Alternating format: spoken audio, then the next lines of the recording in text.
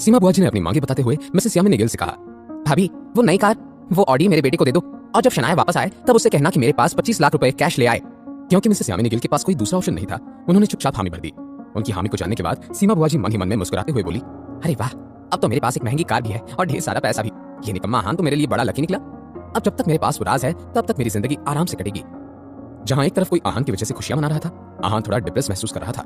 आहान ने कभी भी मिसेस यामिनी गिल की कड़वी बातों को दिल पर नहीं लिया था, मगर आज उसे वो बहुत चुभ गई थी। आहान ने चलते हुए देखा कि एक आदमी अपने कुत्ते को वॉक करा रहा था।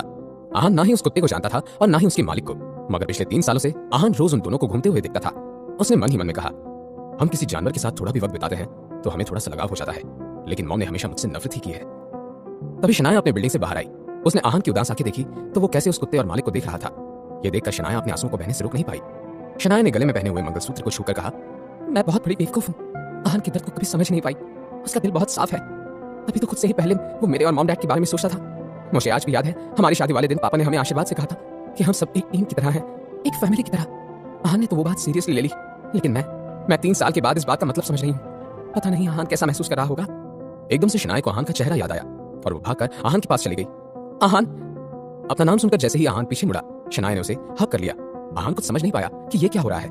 उसे शनाया के आंसू अपने बदन पर महसूस हो रहे थे। एक ही पल में जब उसकी बीवी रो रही थी, आहान अपनी सारी फीलिंग्स को भूल गया और बोला, शनाया क्या हुआ, क्या ठीक है? शनाया ने सिसकियां भरते हुए सोचा, इस सिचुएशन में भी आहान को मेरी फिक्र हो रही है कि इतना अच्छा है, इतना अच्छा क्यों है ये। शनाया कुछ देर तक ऐसे ही रोती रही। आहान भी उसका सर सहलाते हुए उसे शांत करने की नाकाम कोशिश कर रहा था। कुछ देर बाद शनाया ने आहान की पीठ से हाथ फेरते हुए कहा, आहान, आई एम सॉरी। पता नहीं घुटनों के बल बैठकर उस नालायक रतन से माफी मांगने की बात को तुमने चुपचाप कैसे सुन लिया। अगर मैं तुम्हारी जगह होती तो वो सब सहन नहीं कर पाती। शनाया की इन बातों को सुनकर आहान मुस्कुराने लगा। उसने शनाया के गालों से आंसू पोंछते हुए कहा, मैं ठीक हूँ, आपको फिक्र करने की कोई जरूरत नहीं है। आहान का जवाब सुनकर शनाया के दिल में दर्द होने लगा।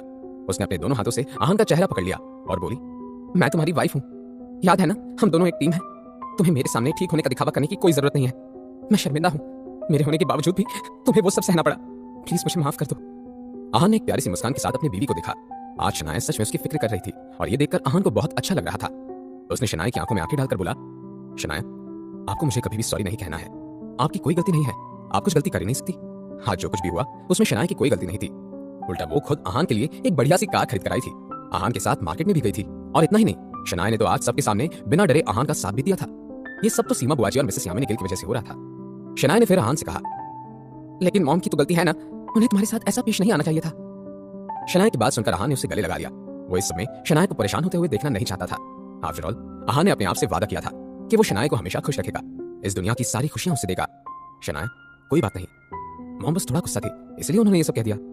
शनाया अपना और आहान का मूड खराब नहीं करना चाहती थी, इसलिए उसने आहान की आंखों से अपना सर बाहर निकाला और पूछा, तो आज रात हम कहाँ रहने वाले हैं? शनाया का सवाल सुनकर आहान कंफ्यूज हो गया। हम? शनाया, इस सब की कोई जरूरत नहीं है। मॉम ने मुझे घर से निकाला है, आपको नहीं। आपको मेरे लिए परेशान होने की जरूरत नहीं है। और घर लौट। लेकिन इससे पहले कि आहान अपनी बात पूरी कर पाता, शनाया ने उसके होठों पर अपनी छोटी सी उंगलियां रख दी। आहान बिल्कुल दंग रह गया था। शनाया ने कहा, बिल्कुल नहीं, अगर मॉम तुमसे माफी मांगकर तुम्हें घर वापस आने का नहीं कहेंगी तो मैं भी घर नहीं लौटूंगी। शनाया ने अपनी बात बहुत ही जिद्दी अंदाज में कही थी। उसकी आंखों में इस वक्त एक अलग तरह की मासूमियत झलक रही थी। जब आहान ने शनाया की कही ये बात सुनी, उसके दिल में नरमी छा गई। वो समझ गया कि शनाया इस बार डिटरमिन्ड थी। वो आखिर तक आहान का साथ देने वाली थी। ये जानकर आहान को दिल ही दिल में बहुत सुकून भी मिल रहा था। आहान ने फिर कुछ सोचा और शनाया से कहा, तो फिर हम रोजवुड स्प्रिंग में चलते हैं। जब से आहान ने वो बंगलो खरीदा था, उसे वहां रहने का एक मौका भी नहीं मिला था। वो चाहता था कि शनाया को वो उसके अपने घर में ले जाए। आहान क्यूरियस भी था कि उतने बड़े घर को देखने के बाद शनाया कैसा रिएक्ट करेगी। वो नर्वस महसूस करेगी या फिर बहुत खुश हो जाएगी। लेकिन उस वक्त शनाया कुछ और ही फील कर रही थी। उससे कंफ्यूज होकर आहान से कहा, रोजवुड स्प्रिंग? वहां पर तो कोई होटल नहीं है, सिर्फ बंगलोज हैं। शनाया की ये बात सुनकर आहान ने सीरियस होकर उससे कहा, हम होटल में क्यों रहेंगे? आहान का ये सवाल सुनकर शनाया हंसने लगी। उसने आहान का हाथ पकड़ा और दोनों साथ में बिल्डिंग से दूर चलने लगे। शनाया ने हंसते हंसते कहा, हम होटल में नहीं रहेंगे तो कहाँ रहेंगे? रास्ते पर? शनाया ने मजाक मजाक में ये बात तो कहती थी, लेकिन बाद में इस बात का एहसास हुआ कि उसने कुछ गलत कह दिया था। शनाया के एम्बैरेस चेहरे को देखकर आहान हंसने लगा। उसने शनाया को जवाब देते हुए प्यार से कहा, आप भी ना शनाया, क्या सोच रही है, हम बंगलों में रहेंगे। आहान की बात सुनकर शनाया ने नाक से कुल्ली और आहान के बाजू को दबाते हुए बोली, आहान, अब मुझे चिढ़ाना बंद करो, तुम्हें बैक करने की कोई जरूरत नहीं है। रोजवुड स्प्रिंग में 9 बंगलों हैं और वो 9 के 9 बेचे जा चुके हैं। हमारे लिए वहां कोई जगह नहीं है। शनाया की बात सुनने के बाद आहान को इस बात का एहसास हुआ कि शनाया उसे सीरियस समझ रही थी। आहान चलते चलते रुक गया। उसने शनाया से कहा, शनाया, क्या आपको लग रहा है कि मैं मजाक कर रहा हूँ? मैं सच कह रहा हूँ। रोजवुड स्प्रिंग में मेरा एक बंगलो है, बहुत बड़ा, बहुत खूबसूरत, वैसा जैसे आपको पसंद आएगा। आहान ने अपनी बात बहुत ही जेन्युइन अंदाज में कही थी। वो ये कोशिश कर रहा था कि शनाया को उस पर यकीन आ जाए, लेकिन एक बार फिर आहान की बात को शनाया मजाक समझकर बोली, हाँ आहान, तुम ये क्यों नहीं कहते हो कि पूरा स्प्रिंग ऑपरेशन ही तुम्हारा है? अब चलो। अपनी बात कहते हुए शनाया ने आहान का हाथ पकड़ा और उसे खींचकर अपने साथ ले जाने लगी। आहान कुछ कहना तो चाहता था, लेकिन उसने अपनी बात को मन नहीं रहने दिया। आगे आगे चल रही शनाया को देखकर आहान ने दिल ही दिल में कहा, अब मैं शनाया से जो भी कह रहा हूँ आपको जोक ही लग रहा है, हाँ तो कुछ कहने का क्या फायदा, लेकिन सच तो यह है कि असल में पूरा स्प्रिंग ऑपरेशन ही मेरा है। खैर जाने दो। जब आहान ने ये सब सोचा तो शनाया के दिमाग में अलग ही ख्याल घूम रहे थे। किसी नतीजे पर आने के बाद शनाया ने आहान की तरफ मुड़कर देखा और बोली, अब मेरा मजाक उड़ाना बंद करो। आज रात हम रूपल के घर चलते हैं। उसका घर बहुत बड़ा है और वो वहां अकेली ही रहती है। वो हम दोनों को वहां रहने के लिए मना नहीं करेगी। अब जब शनाया ने अपना मन बना ही लिया था तो आहान क्या कह सकता था। उसने भी हामी भर दी। वैसे तो शनाया ने जब रूपल के घर जाने को कहा आहान थोड़ा अनकंफर्टेबल हो गया, लेकिन शनाया की खुशी के लिए वो कुछ भी करने को तैयार था। कुछ देर चलने के बाद आहान और शनाया ने टैक्सी रोकी और रूपल के घर जाने लगे। रूपल का घर शहर के बीच वाले हिस्से में था। भले ही उस लोकेलिटी को रोजवुड स्प्रिंग से कंपेयर नहीं किया जा सकता था, लेकिन फिर भी शिमला शहर का यह हिस्सा वाकई में बहुत लैविश और खूबसूरत था। टैक्सी में बैठने के बाद जब शनाया ने रूपल को अपने आने की खबर दी तो उसे सब कुछ बता दिया। कुछ देर के बाद वो दोनों रूपल के घर के बाहर थे।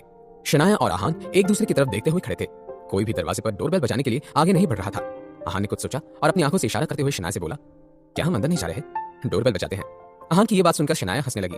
उसने आहान से कहा, इस घर में डोरबेल नहीं है। आहान ने जब ये बात सुनी तो उससे बड़ी हैरानी हुई। उसने शनाया से सवाल करते हुए कहा, क्या डोरबेल नहीं है? लेकिन क्यों?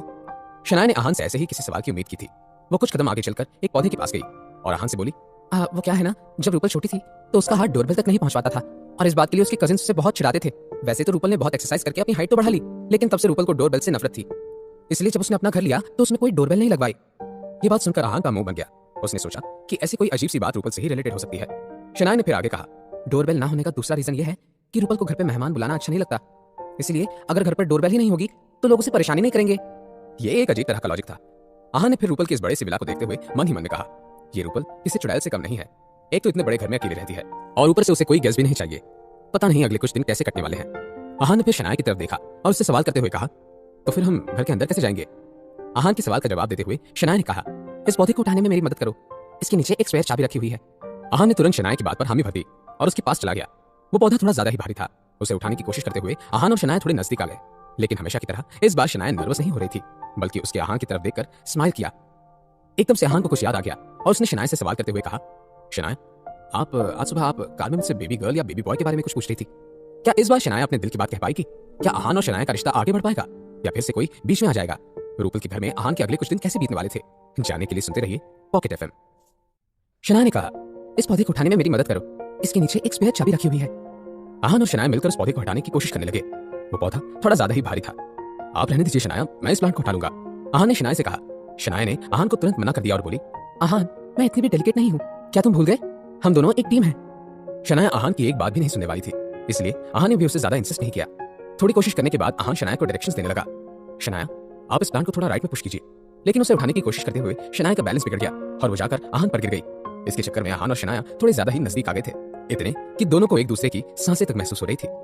लेकिन हमेशा की तरह इस बार शनाया नर्वस नहीं हो रही थी, बल्कि उसके आहान की तरफ देखकर स्माइल देते हुए कहा, आहान, हमारे साथ आजकल ऐसे मोमेंट्स को ज्यादा ही हो रहे हैं। आहान ने ऊपर लेटी हुई शनाया की जुल्फों को उसके कान के पीछे करते हुए कहा, हाँ ये तो है, मुझे लगता है कि अब तो आपको इस सब की आदत हो गई होगी। आहान की बात सुनकर शनाया खिलखिलाने लगी। उसने हल्के से आहान के सीने पर अपने हाथ से चपट मार दी और बोली, हाँ मुझे तो धीरे धीरे तुम्हारी आदत होने लगी है, लेकिन तुम अभी भी शर्माने से बाज नहीं आ रहे। ये सुनकर आहान भी हंसने लगा। उसे ये सब किसी सपने की तरह लग रहा था। कुछ दिनों के पहले आहान और शनाया एक दूसरे का हाथ भी पकड़ने से शर्माते थे और आज वो एक दूसरे के अराउंड बहुत कंफर्टेबल फील करने लगे थे। एकदम से आहान ने शनाया से सवाल करते हुए कहा, आज सुबह आप कार में मुझे बेबी गर्ल या बेबी बॉय के बारे में क्या पूछ रही थी? जैसे ही शनाया ने आहान का ये सवाल सुना वो थोड़ी क्यूरियस लगने लगी। शनाया ने आहान की आंखों में देखते हुए मन ही मन में कहा, इस मैटर को आज इस वक्त क्लियर हो जाना चाहिए था, लेकिन वो बेवकूफ रतन और सीमा बुआ के बीच में आ गई। खैर कोई बात नहीं, late is better than never. अब जब मुझे अच्छा मौका मिला है तो मैं आहान से इस बारे में बात करके रहूंगी। शनाया ने अब अपना मन बना लिया था।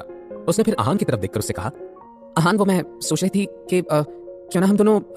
मगर एक बार फिर से शनाया की बात अधूरी ही रह गई थी।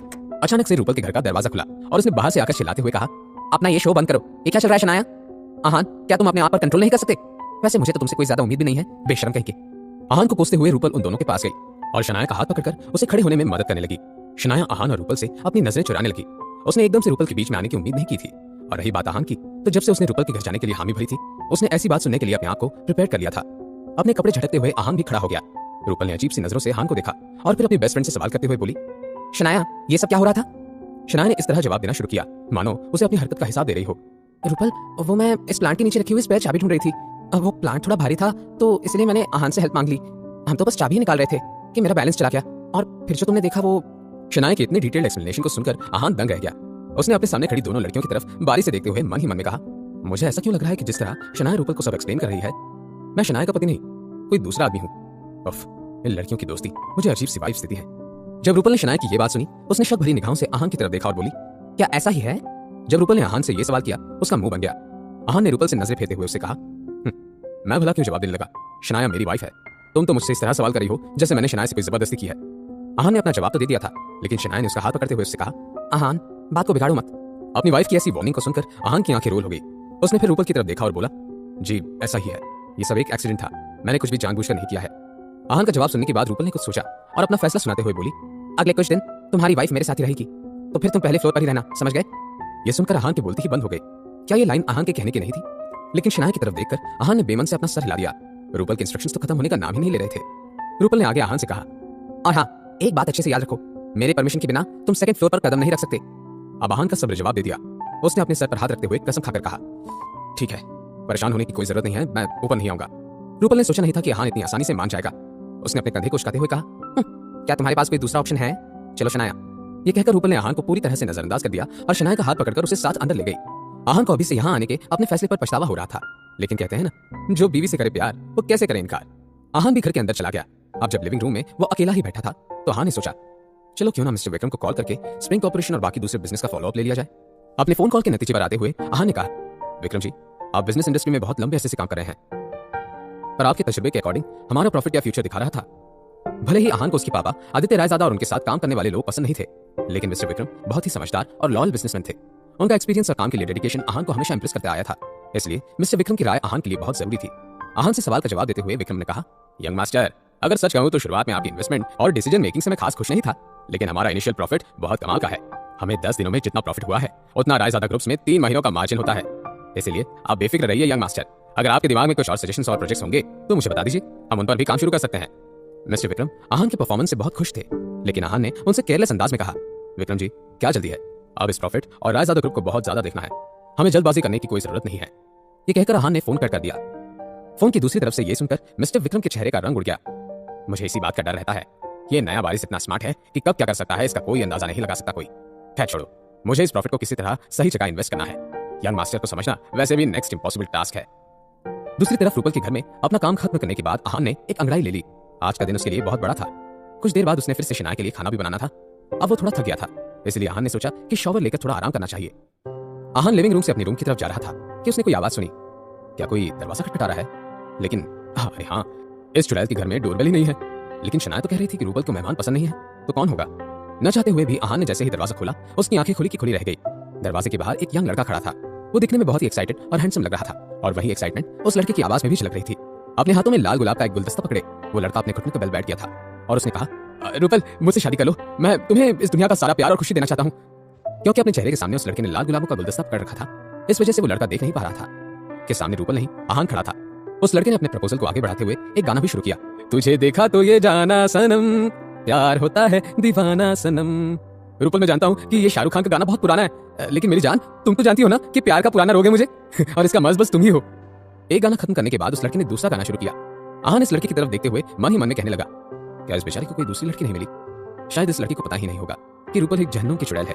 मुझे तो अब इस लड़के पर तरस आ रहा है। जाहिर था ये लड़का बहुत सीरियस था, वरना किसी लड़की के दरवाजे पर खड़े होकर कोई ऐसे गाना थोड़ी ही ना गाता है।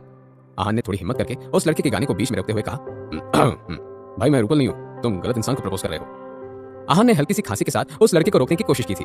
फाइनली उस बात का एहसास उसे हुआ कि कुछ गलत हो रहा है।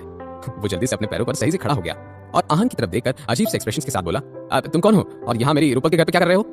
उस हैंडसम लड़की की आंखों में अजीब सा शक झलक रहा था। आहान उस लड़की की हालत को अच्छे से समझ सकता था, इसलिए उसने बहुत ही ईमानदारी से जवाब दिया, मैं रूपल का दोस्त हूँ। जवाब सुनकर वो लड़का गुस्से से आहान के पास आया और बोला, तुम झूठ बोल रहे हो, पूरे इंडिया में रूपल का ऐसा कोई दोस्त नहीं है जो लड़का हो। मैं सब जानता हूँ, सच सच बताओ कौन हो तुम? ये सवाल सुनते हुए उस लड़के ने अपने गुस्से से हाथ में पकड़ा हुआ गुलाबों का गुलदस्ता जमीन पर पटक दिया। आहान ने हेल्पलेस फील करते हुए एक बार फिर अपनी बात को दोहरा दिया और उसने कहा, अरे मैंने कहा ना कि मैं रूपल का दोस्त हूँ। अब उस लड़के की त्योरियां चढ़ गई। उसने आहान से कहा, मुझे इस बात पर यकीन नहीं है, झूठे हो तुम, मैं जाकर रूपल से ही पूछ लेता हूँ। अपनी बात कहते हुए वो लड़का अब आहान को हटाकर अंदर जाने की कोशिश करने लगा। वो आहान को पुश करने की हर मुमकिन कोशिश कर रहा था, लेकिन आहान अपनी जगह से तस से मस नहीं हुआ और आहान ने उस लड़की को मना करते हुए कहा, नहीं, तुम अंदर नहीं जा सकते। भले ही ये रूपल का घर था, लेकिन अंदर शनाया नहा रही थी। आहान ऐसे ही किसी को घर के अंदर नहीं घुसने दे सकता था, लेकिन वो हैंडसम लड़का आहान की एक नहीं सुन रहा था। उसने आहान से कहा, तुम हो कौन यार, और अपने आप को क्या समझ रहे हो? मैं जब चाहूं यहाँ आ सकता हूँ। आफ्टर ऑल मैं रूपल का फियांसे हूँ। क्या यह हैंडसम लड़का सच में रूपल का फियांसे था? क्या आहान उसे अंदर जाने देने वाला था? जानने के लिए सुनते रहिए पॉकेट एफएम। क्योंकि आहान ने उसे अंदर आने से मना किया था, वो हैंडसम लड़का आहान को पुश करने की हर मुमकिन कोशिश कर रहा था, लेकिन आहान अपनी जगह से जरा भी नहीं हटा। भले ही रूपल का घर था, लेकिन अंदर शनाया नहा रही थी। आहान ऐसे ही किसी को अंदर जाने नहीं दे सकता था, लेकिन वो लड़का आहान की एक भी नहीं सुन रहा था। उसने आहान से कहा, तुम हो कौन यार, और अपने आप को क्या समझ रहे हो? मैं जब चाहूं यहाँ आ सकता हूँ। आफ्टर ऑल मैं रूपल का फियांसे हूँ। आहान ने अपने सामने खड़े उस लड़के की तरफ देखते हुए कहा, क्या सच में चुड़ैल इस इमैच्योर और नासमझ लड़के से शादी करने वाली है? इस पॉइंट पर एकदम से आहान के दिमाग में एक ख्याल आ गया, ऐसा कैसे हो सकता है? अगर रूपल शादी करने वाली होती तो शनाया को जरूर पता होता, जरूर ये लड़का झूठ बोल रहा होगा। आहान ने उस हैंडसम और एनर्जेटिक लड़के से कहा, देखो तुम रूपल के कोई भी हो, लेकिन मैंने कहा कि तुम अभी अंदर नहीं जा सकते। आ गई बात समझ में? लेकिन आहान के सामने खड़े लड़के की जिद कुछ कम नहीं थी। उसने आहान को एक जोर का धक्का दिया और सीढ़ियों की तरफ बढ़ गया, मगर वो लड़का आहान की फाइटिंग स्किल्स के बारे में जानता ही कहा था। जैसे ही आहान ने देखा कि यह नासमझ लड़का सीढ़ियों से ऊपर जाने की कोशिश कर रहा था, उसने उस लड़के का हाथ पकड़कर रोक दिया। मेरा हाथ छोड़ो, दुख रहा है। वो लड़का दर्द से तिलमिला रहा था। आहान ने फिर उससे सवाल करते हुए कहा, क्या अभी भी तुम्हें ऊपर जाना है? अब क्योंकि वो लड़का मजबूर था, उसने मना करते हुए आहान से कहा, मैं नहीं जाऊंगा, अब मेरा हाथ छोड़ दो, मुझे बहुत दर्द हो रहा है। उस लड़के ने अब आहान की बात मान ही ली थी, तो आहान ने सोचा कि क्यों ना उसे छोड़ दिया जाए और उस हैंडसम और एनर्जेटिक लड़के से मैन टू मैन सभ्य से बात करनी चाहिए। लेकिन जैसे ही आहान ने उस लड़के का हाथ छोड़ा, आहान ने एक आवाज सुनी, आहान ये तुम क्या कर रहे हो? उसने अपना सर उठाकर देखा तो उसका मुंह बन गया। ये सवाल रूपल का था। रूपल के एक्सप्रेशंस को देखकर आहान को सब पता चल गया। उसने मन ही मन में कहा कि ये लड़की ड्रामा करने से कभी बाज नहीं आ सकती। जब से ये नासमझ लड़का घर के अंदर आया है, रूपल सब कुछ छिपकर चुपचाप देख रही थी, लेकिन अब ऐसा दिखावा कर रही है जैसे कि इसे कुछ पता ही नहीं है। रूपल को मन ही मन में बुरा भला कहने के बाद आहान ने उस हैंडसम लड़की का हाथ छोड़ दिया। हाथ मसाज करके कुछ ठीक महसूस करने के बाद उस हैंडसम लड़के ने गुस्से से सवाल किया, रूपल ये अजीब सा आदमी कौन है? मुझे ये बिल्कुल पसंद नहीं आया। आहान ने उसे कुछ ज्यादा ही परेशान कर दिया था। दूसरी तरफ जब आहान और रूपल ने उस लड़के की ऐसी शिकायत सुनी तो उन दोनों का मुंह बन गया। ये सुनकर रूपल ने बहुत ही पेशेंस के साथ उस लड़के से कहा, ये आहान है, ये वो मेरा फ्रेंड है। क्या इस वक्त उसके सामने कोई स्कूल जाने वाला छोटा लड़का खड़ा था? अपनी बात कहते हुए रूपल के हिचकिचाने की वजह साफ थी। वो आहान को अपना दोस्त कहकर इंट्रोड्यूस नहीं कराना चाहती थी, लेकिन उसे लगा कि आहान को शनाया का हस्बैंड मेंशन करने से दोस्ती कहना कभी भी बेटर ऑप्शन होगा। लेकिन जब लड़के ने रूपल के ऐसे जवाब को सुना तो पहले से ज्यादा गुस्सा हो गया। क्या फ्रेंड? रूपल, बाहर अंधेरा हो रहा है, जल्दी रात होने वाली है, ऐसे वक्त पर तुम्हारा अजीब सा दोस्त यहाँ क्या कर रहा है? अब तक रूपल के दिमाग में आहान के दोस्त के कहने की बात घूम रही थी, लेकिन जैसे ही रूपल ने इस हैंडसम और एनर्जेटिक लड़के की बात सुनी, रूपल की त्योरियां चढ़ गई। रूपल ने बिना किसी एक्सप्रेशंस के साथ अपने सामने खड़े हैंडसम और एनर्जेटिक लड़के से कहा, रोहन तुम क्या कहने की कोशिश कर रहे हो? तुम्हारे दिमाग में जो कुछ भी चल रहा है जरा साफ साफ कहो। क्या रूपल का ऐसा रिएक्शन सही था? क्या उसे अपने आप को एक्सप्लेन करने की जरूरत थी? रूपल की बात सुनकर रोहन ने पैनिक करते हुए कहा, मैं क्या कहना चाहता हूँ रूपल, क्या तुम्हें मेरा जरा भी ख्याल नहीं है? रूपल मैं तुम्हारे लिए गाना गा रहा हूँ, रेड रोजेस लेकर आया हूँ, और तुम्हें तो मेरी कोई फिक्र नहीं है। रूपल क्या तुम मुझे धोखा दे रही हो? इस पॉइंट पर बेचारे रोहन की आंखें नम हो गई थी। ये बात जाहिर थी कि रोहन रूपल के बारे में ज्यादा सीरियस था और रूपल उसे खास पसंद नहीं करती थी। जब इसे रोहन की ऐसी इमोशंस और चीज़ी बातें सुनी तो उसकी नाक सिकुड़ गई। उसने रोहन से कहा, रोहन क्या तुम खुद सुन रहे हो कि तुम्हारी बातें कितनी अजीब है? और वैसे भी मैं तुम्हें क्यों धोखा देने लगी भला? मेरा तुमसे कोई वास्ता नहीं है, तो मैं किसी के साथ भी रहूं तुम्हें उससे क्या? रूपल इस पॉइंट पर ज्यादा ही पत्थर दिल इंसान की तरह साउंड कर रही थी। उसे इस बात से कोई फर्क नहीं पड़ता था कि रोहन उसके बारे में क्या सोच रहा था। वो बस इस सबसे अपना पीछा छुड़ाना चाहती थी।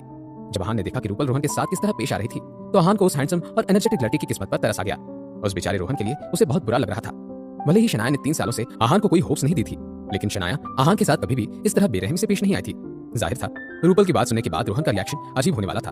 वो रूपल के सामने जाकर खड़ा हो गया और रूपल की आंखों से आंखें मिलाकर बोला, रूपल ये तुम क्या कह रही हो? क्या हमारा कोई वास्ता नहीं है?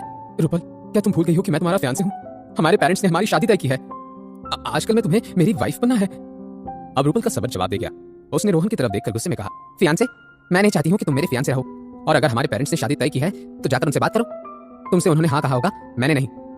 रूपल और रोहन एक दूसरे को बचपन से जानते थे। जब वो दोनों थोड़े समझदार हो गए, उन दोनों के पेरेंट्स ने रूपल और रोहन की शादी तय कर दी। तभी से रोहन की नजरों में सिर्फ और सिर्फ रूपल ही थी। वो हर साल रूपल को शादी के लिए प्रपोज करता था, लेकिन हर बार रूपल उसे मना कर देती थी। ऐसा होने के बावजूद भी रोहन ने हार नहीं मानी, लेकिन इस बार रोहन को अपने आने वाले फ्यूचर पर शक होने लगा। रूपल के ऐसे गुस्सैल और नखरेल बर्ताव के बावजूद भी रोहन ने उसे बिल्कुल भी ब्लेम नहीं किया। आखिरकार उसने पहले कई सालों से रूपल से प्यार जो किया था। अपना गुस्सा निकालने के लिए रोहन ने आहान की तरफ देखा। जैसे ही आहान का गुड लुकिंग चेहरा उसकी नजरों के सामने आया, रोहन की आंखें गुस्से से लाल हो गई। उसने रूपल से सवाल करते हुए कहा, रूपल तुम कह रही हो कि तुम मुझे पसंद ही नहीं करती? क्या ये सब इस कमीने की वजह से हो रहा है? क्या ये मुझसे भी अच्छा है, मुझसे भी ज्यादा अमीर है, मुझसे ज्यादा हैंडसम है? नहीं, मुझसे हैंडसम तो नहीं है। इस कमीने के अंदर ऐसा क्या है जो मुझ में नहीं है? रोहित इस वक्त बहुत इंपल्स में था। वैसे उसका इतना इमोशनली ट्रिगर होना जाहिर सी बात थी। रूपल ने जब रोहन की बात कही सुनी तो इरिटेट होकर अपनी आंखें रो कर दी। और अपने सो कॉल्ड फियांसे को जानबूझकर इग्नोर करने लगी। जब आहान ने देखा कि रोहन ने जो भी कहा था उस पर रूपल का रिएक्शन कुछ भी नहीं था, आहान ने अंदाजा लगाते हुए मन ही मन में कहा, कुछ तो गलत है। ये रूपल अपने फियांसे की गलतफहमी को क्लियर क्यों नहीं कर रही? एक मिनट, कहीं ये चुड़ैल अपने फायदे के लिए मेरा नाम तो नहीं इस्तेमाल करना चाहती? मैं ऐसा नहीं होने दूंगा। जैसे ये ख्याल आहान के दिमाग में आया, वो रूपल की तरफ अजीब नजरों से देखने लगा। उसने फिर रोहन की तरफ देखा और उससे कहा, अच्छा होगा कि तुम अपने प्रॉब्लम्स में मुझे बीच में ना लाओ, इस सब का मुझसे कोई लेना देना नहीं है। जैसे ही आहान ने अपनी ये बात कही, रोहन ऑफेंड हो गया। उसने आहान के सामने आकर उससे झगड़ा करने के अंदाज में कहा, लेना देना नहीं है? ऐसा कैसे नहीं है? तुम मेरे रूपल के साथ मेरी ही पीठ के पीछे सब कुछ कर रहे हो और अब कह रहे हो कि तुम्हारा इस सबसे कोई लेना देना नहीं है? बेशर्म कहेंगे, क्या तुम अपनी गिरी हुई हरकतों की जिम्मेदारी लेने से पीछे हट रहे हो? इस वक्त रोहन आहान की तरफ आंखों में नफरत लिए देख रहा था। आहान ने उसे बिल्कुल भी सीरियसली नहीं लिया, बल्कि आहान ने रोहन के इमैच्योर स्वभाव के सोचते हुए मन ही मन में कहा, यह लड़का बहुत ही नासमझ है, शायद इसी वजह से रूपल जैसे चुड़ैल से प्यार करता है। लेकिन इसने क्या कहा कि मैं रूपल का फायदा उठाकर जिम्मेदारी से पीछे हटा हूं? क्या ये कोई मजाक है? क्योंकि ऐसा कभी भी हो नहीं सकता। मुझे इस रूपल से नफरत है। ऐसा ही कुछ इस वक्त रूपल के दिमाग में चल रहा था। उसने आहान की तरफ देखते हुए मन ही मन में कहा, इस बेवकूफ आहान से किसने कहा था कि बीच में बात करे? एक तो पहले ये रोहन मेरे सर पर आकर खड़ा है और ऊपर से ये आहान का मुंह बंद होने का नाम ही नहीं ले रहा। वैसे अच्छा ही हुआ रोहन की बातें सुनकर आहान की बोलती जो बंद हो गई। इसके साथ ऐसा ही होना चाहिए। इस बारे में सोचते हुए रूपल के चेहरे पर एक मजाक उड़ाने वाली मुस्कान छा गई। जब आहान ने देखा कि रूपल उस पर हंस रही थी तो वो चिढ़ गया। अब ये बात रोहन के खिलाफ आहान की नहीं थी, ये फाइट अब रूपल वर्सेस आहान की थी।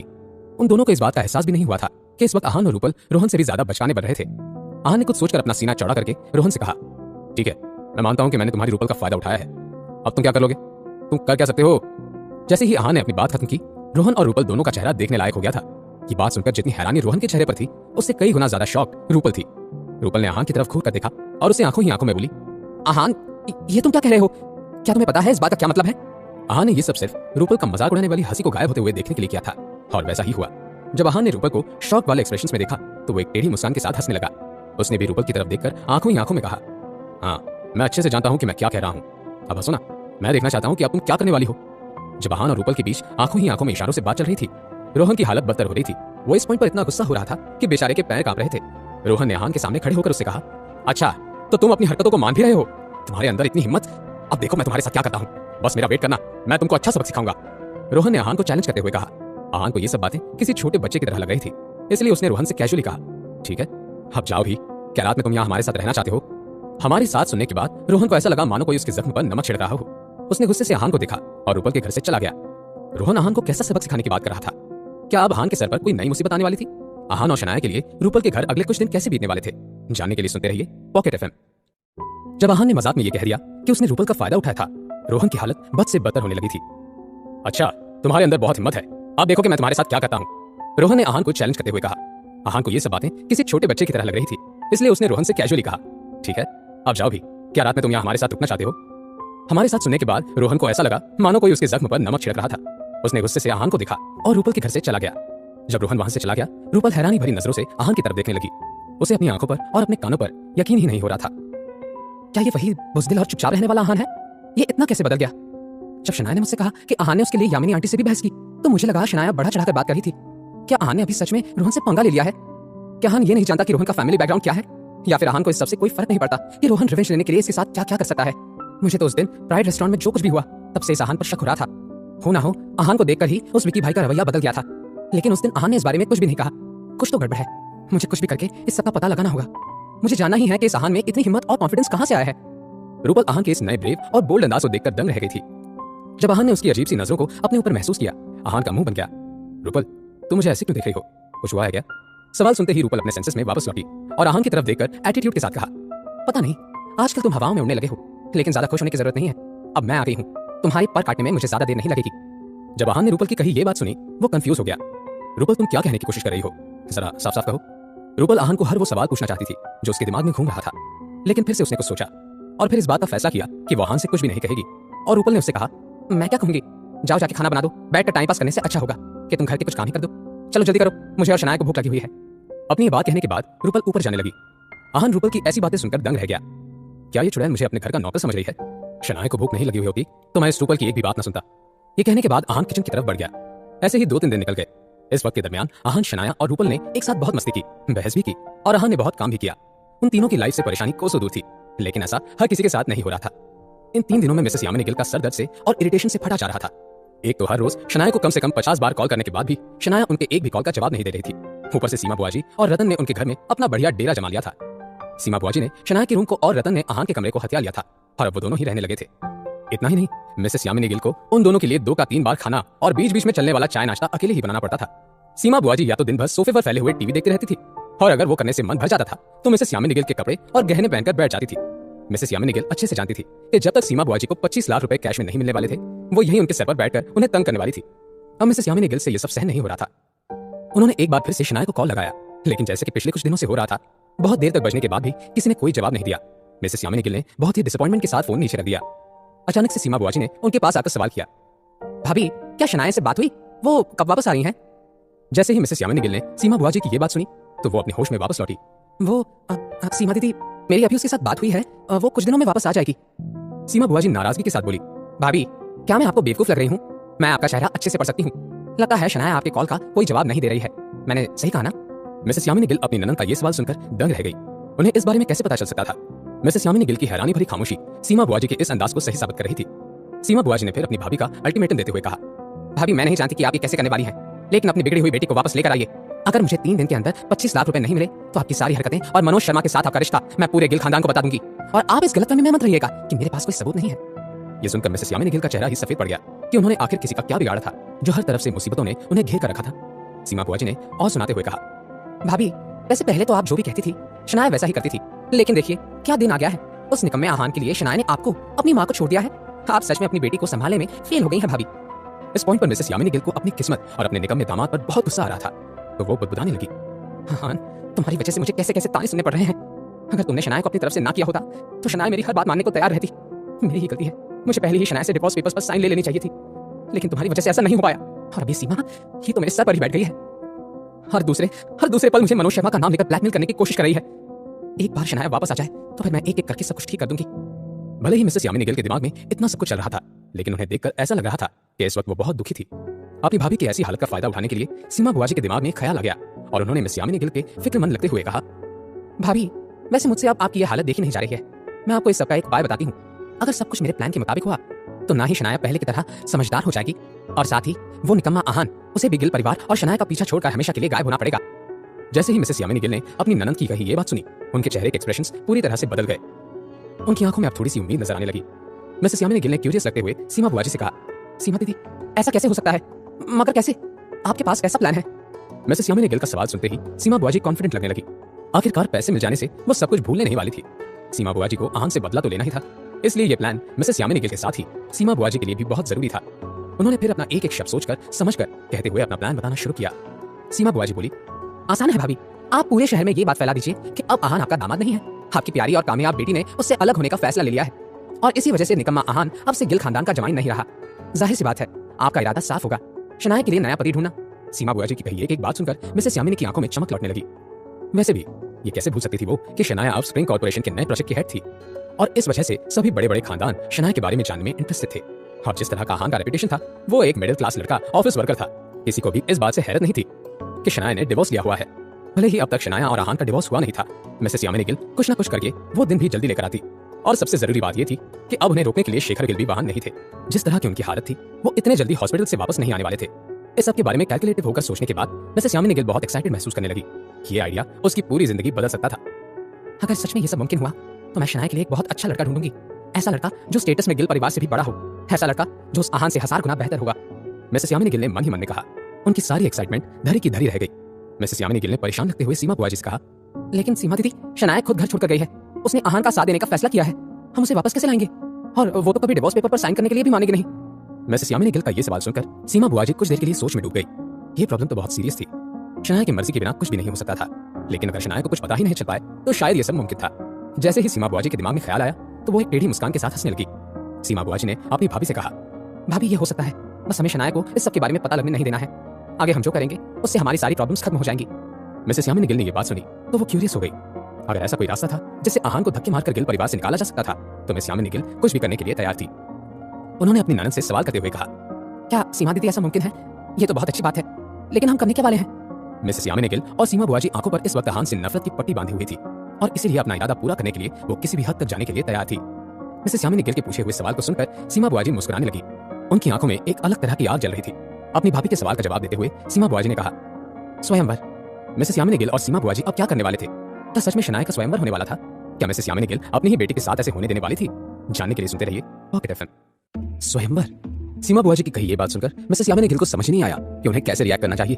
कुछ देर के ऑकवर्ड सन्नाटे के बाद मिसेस यामिनी गिल ने अपनी ननन से सवाल करते हुए कहा, स्वयंवर? कैसा और किसका स्वयंवर? मिसेस यामिनी गिल इस वक्त कंफ्यूज हो गई थी। सीमा बुआ जी ने सवाल का जवाब देते हुए बहुत ही कैजुअल अंदाज में कहा, भाभी इसमें ना समझने जैसा क्या है? बात साफ है, शनाया का स्वयंवर। शनाया खूबसूरत है, बिजनेस इंडस्ट्री में अपने पोटेंशियल को साबित कर चुकी है। उसका नाम शिमला के हर बड़े खानदान में जाना जाता है। वो उसे क्या कहते हैं? हाँ, शनाया एक परफेक्ट पैकेज है। कोई भी उससे शादी करने के लिए एक पैर पे भी तैयार हो जाएगा। सीमा बुआ जी के इतने शातिर और चालाक दिमाग को जानकर यामिनी गिल दंग रह गई थी। उन्होंने नाम में अपना सिर हिलाते हुए सीमा बुआ जी से कहा, सीमा दीदी, जो भी हो जाए, शनाया ऐसी दकियानूसी बातों के बारे में सोचेगी भी नहीं और तुरंत मना कर देगी और कभी घर पर लौट कर नहीं आएगी। मिसेस यामिनी गिल अपनी बेटी को बहुत अच्छे से जानती थी। सीमा बुआ जी ने अपने भाभी के कंधे पर हाथ रखते हुए मुस्कुराकर कहा, भाभी तो फिर आप किस काम में आएंगी? अगर हमें कुछ बड़ा जीतना है तो जान की बाजी तो लगानी ही पड़ती है। हम मिसेस यामिनी गिल को अपनी इस लोमड़ी जैसी चालाक ननन से घबराहट होने लगी थी। जान की बाजी लगाने का क्या मतलब था? मिसेस यामिनी गिल ने हकलाते हुए कहा, सीमा दीदी, जान की बाजी का क्या मतलब है? मिसेस यामिनी गिल को ऐसे डरते हुए देखकर सीमा बुआ जी जोर जोर से हंसना शुरू कर दी और हंसते हंसते बोली, भाभी स्वयंवर के दौरान जो भी लड़का अपने दामाद के तौर पर आपको पसंद आएगा उसके साथ आप एक कॉन्ट्रैक्ट साइन कर लीजिएगा।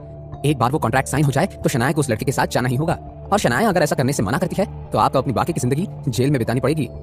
आपकी बेटी आपसे इतना प्यार तो करती ही है कि आपको जेल में जाने से बचा लेगी। अब मिसेस यामिनी गिल का चेहरा जम गया था।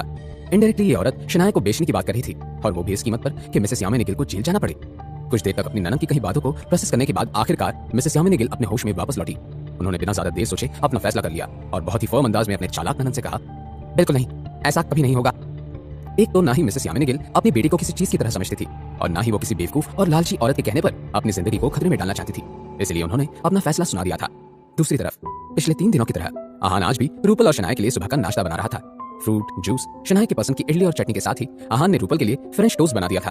जब आहान किचन में सब कुछ एक एक करके डाइनिंग टेबल पर ला रहा था, सीढ़ियों से शनाया ने उसे देख लिया। शनाया अभी अभी नहाकर नीचे आ रही थी।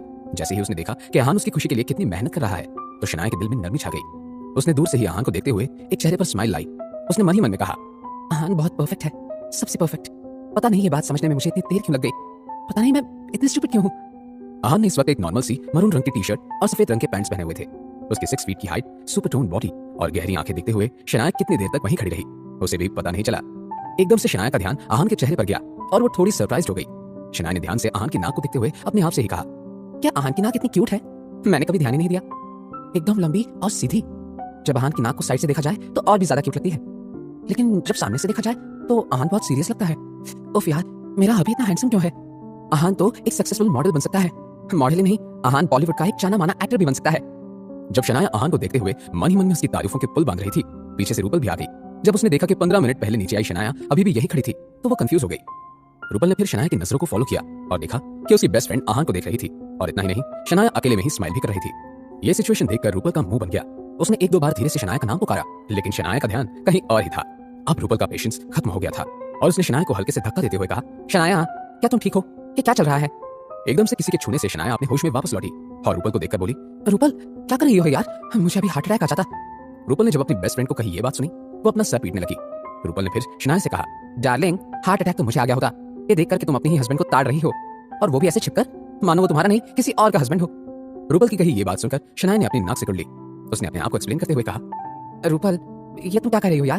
ताड़ना क्या होता है? मैं तो बस आहान को देख रही थी और मुझे छिपने की क्या जरूरत है? चलो नीचे। ये कहते हुए शनाया के गाल लाल हो गए थे। रूपल ने फिर से मुंह बनाते हुए कहा, ताड़ना नहीं देखना कहते हैं, आई बड़ी। और ये जो तुम लाल हुई जा रही हो इसे क्या कहते हैं? मैं तो इसे ब्लश करना कहती हूँ। शनाया सच में शर्मा रही थी, लेकिन फिर भी उसने रूपल की कही बातों को सुनकर अनसुना कर दिया और जाकर डाइनिंग टेबल पर बैठ गई। रूपल ने भी अपनी जगह ले ली। आहान ने अब तक टेबल पर सब कुछ सर्व कर दिया था। जब शनाया ने देखा कैसे आहान ने सब कुछ अकेले ही कर लिया था तो वो आहान से बोली, आहान तुम कुकिंग में हर दिन के साथ पहले से ज्यादा एक्सपर्ट होने लगे हो। वैसे रोज इतना बढ़िया खाना खिलाने के लिए थैंक यू। जब आहान ने देखा कि शनाया उसके काम से खुश हो गई थी तो वो मुस्कुराने लगा। आखिरकार वो ये सब अपनी बीवी की खुशी के लिए ही तो करता था। आहान शनाया से कुछ कह पाता इससे पहले ही रूपल ने उसे इंटरप्ट कर दिया। उसने आहान की तरफ देखकर इंप्रेस लगते हुए कहा, हाँ आहान, शनाया सही कह रही है, तुम सच में अच्छा खाना बनाते हो और बाकी सारे काम भी बहुत अच्छे से कर लेते हो। जब आहान ने रूपल की कही ये बात सुनी तो वो दंग रह गया। आहान को अपने कानों पर यकीन ही नहीं हो रहा था। क्या शनाया की नकचड़ी दोस्त जिसने हमेशा से आहान से नफरत की थी, क्या वो आहान की तारीफ कर सकती थी? क्या आज सूरज उल्टी दिशा से निकला हुआ है? एक बार के लिए कुत्ते की टेढ़ी पूंछ सीधी हो सकती थी, लेकिन ये चुड़ैल मेरी तारीफ नहीं कर सकती। अब जरूर कुछ उल्टा कहेगी, मैं जानता हूँ। आहान ने मन ही मन में कहा। जब शनाया ने देखा कि फाइनली रूपल आहान के साथ अच्छे से बिहेव करने लगी थी, वो खुश हो गई। लेकिन बेचारी शनाया को कहाँ पता था कि उसकी ये खुशी कुछ ही देर की मेहमान थी। जैसे कि आहान ने अंदाजा लगाया था, रूपल ने अपनी बात को आगे बढ़ाते हुए कहा, वैसे आहान, अब जब मैं इंडिया लौटी हूँ तो मेरा वापस जाने का कोई प्लान नहीं है। और मैं बहुत दिनों से सोच रही थी कि घर के सारे काम करने के लिए कोई अच्छी सी मेड ढूंढ लूं।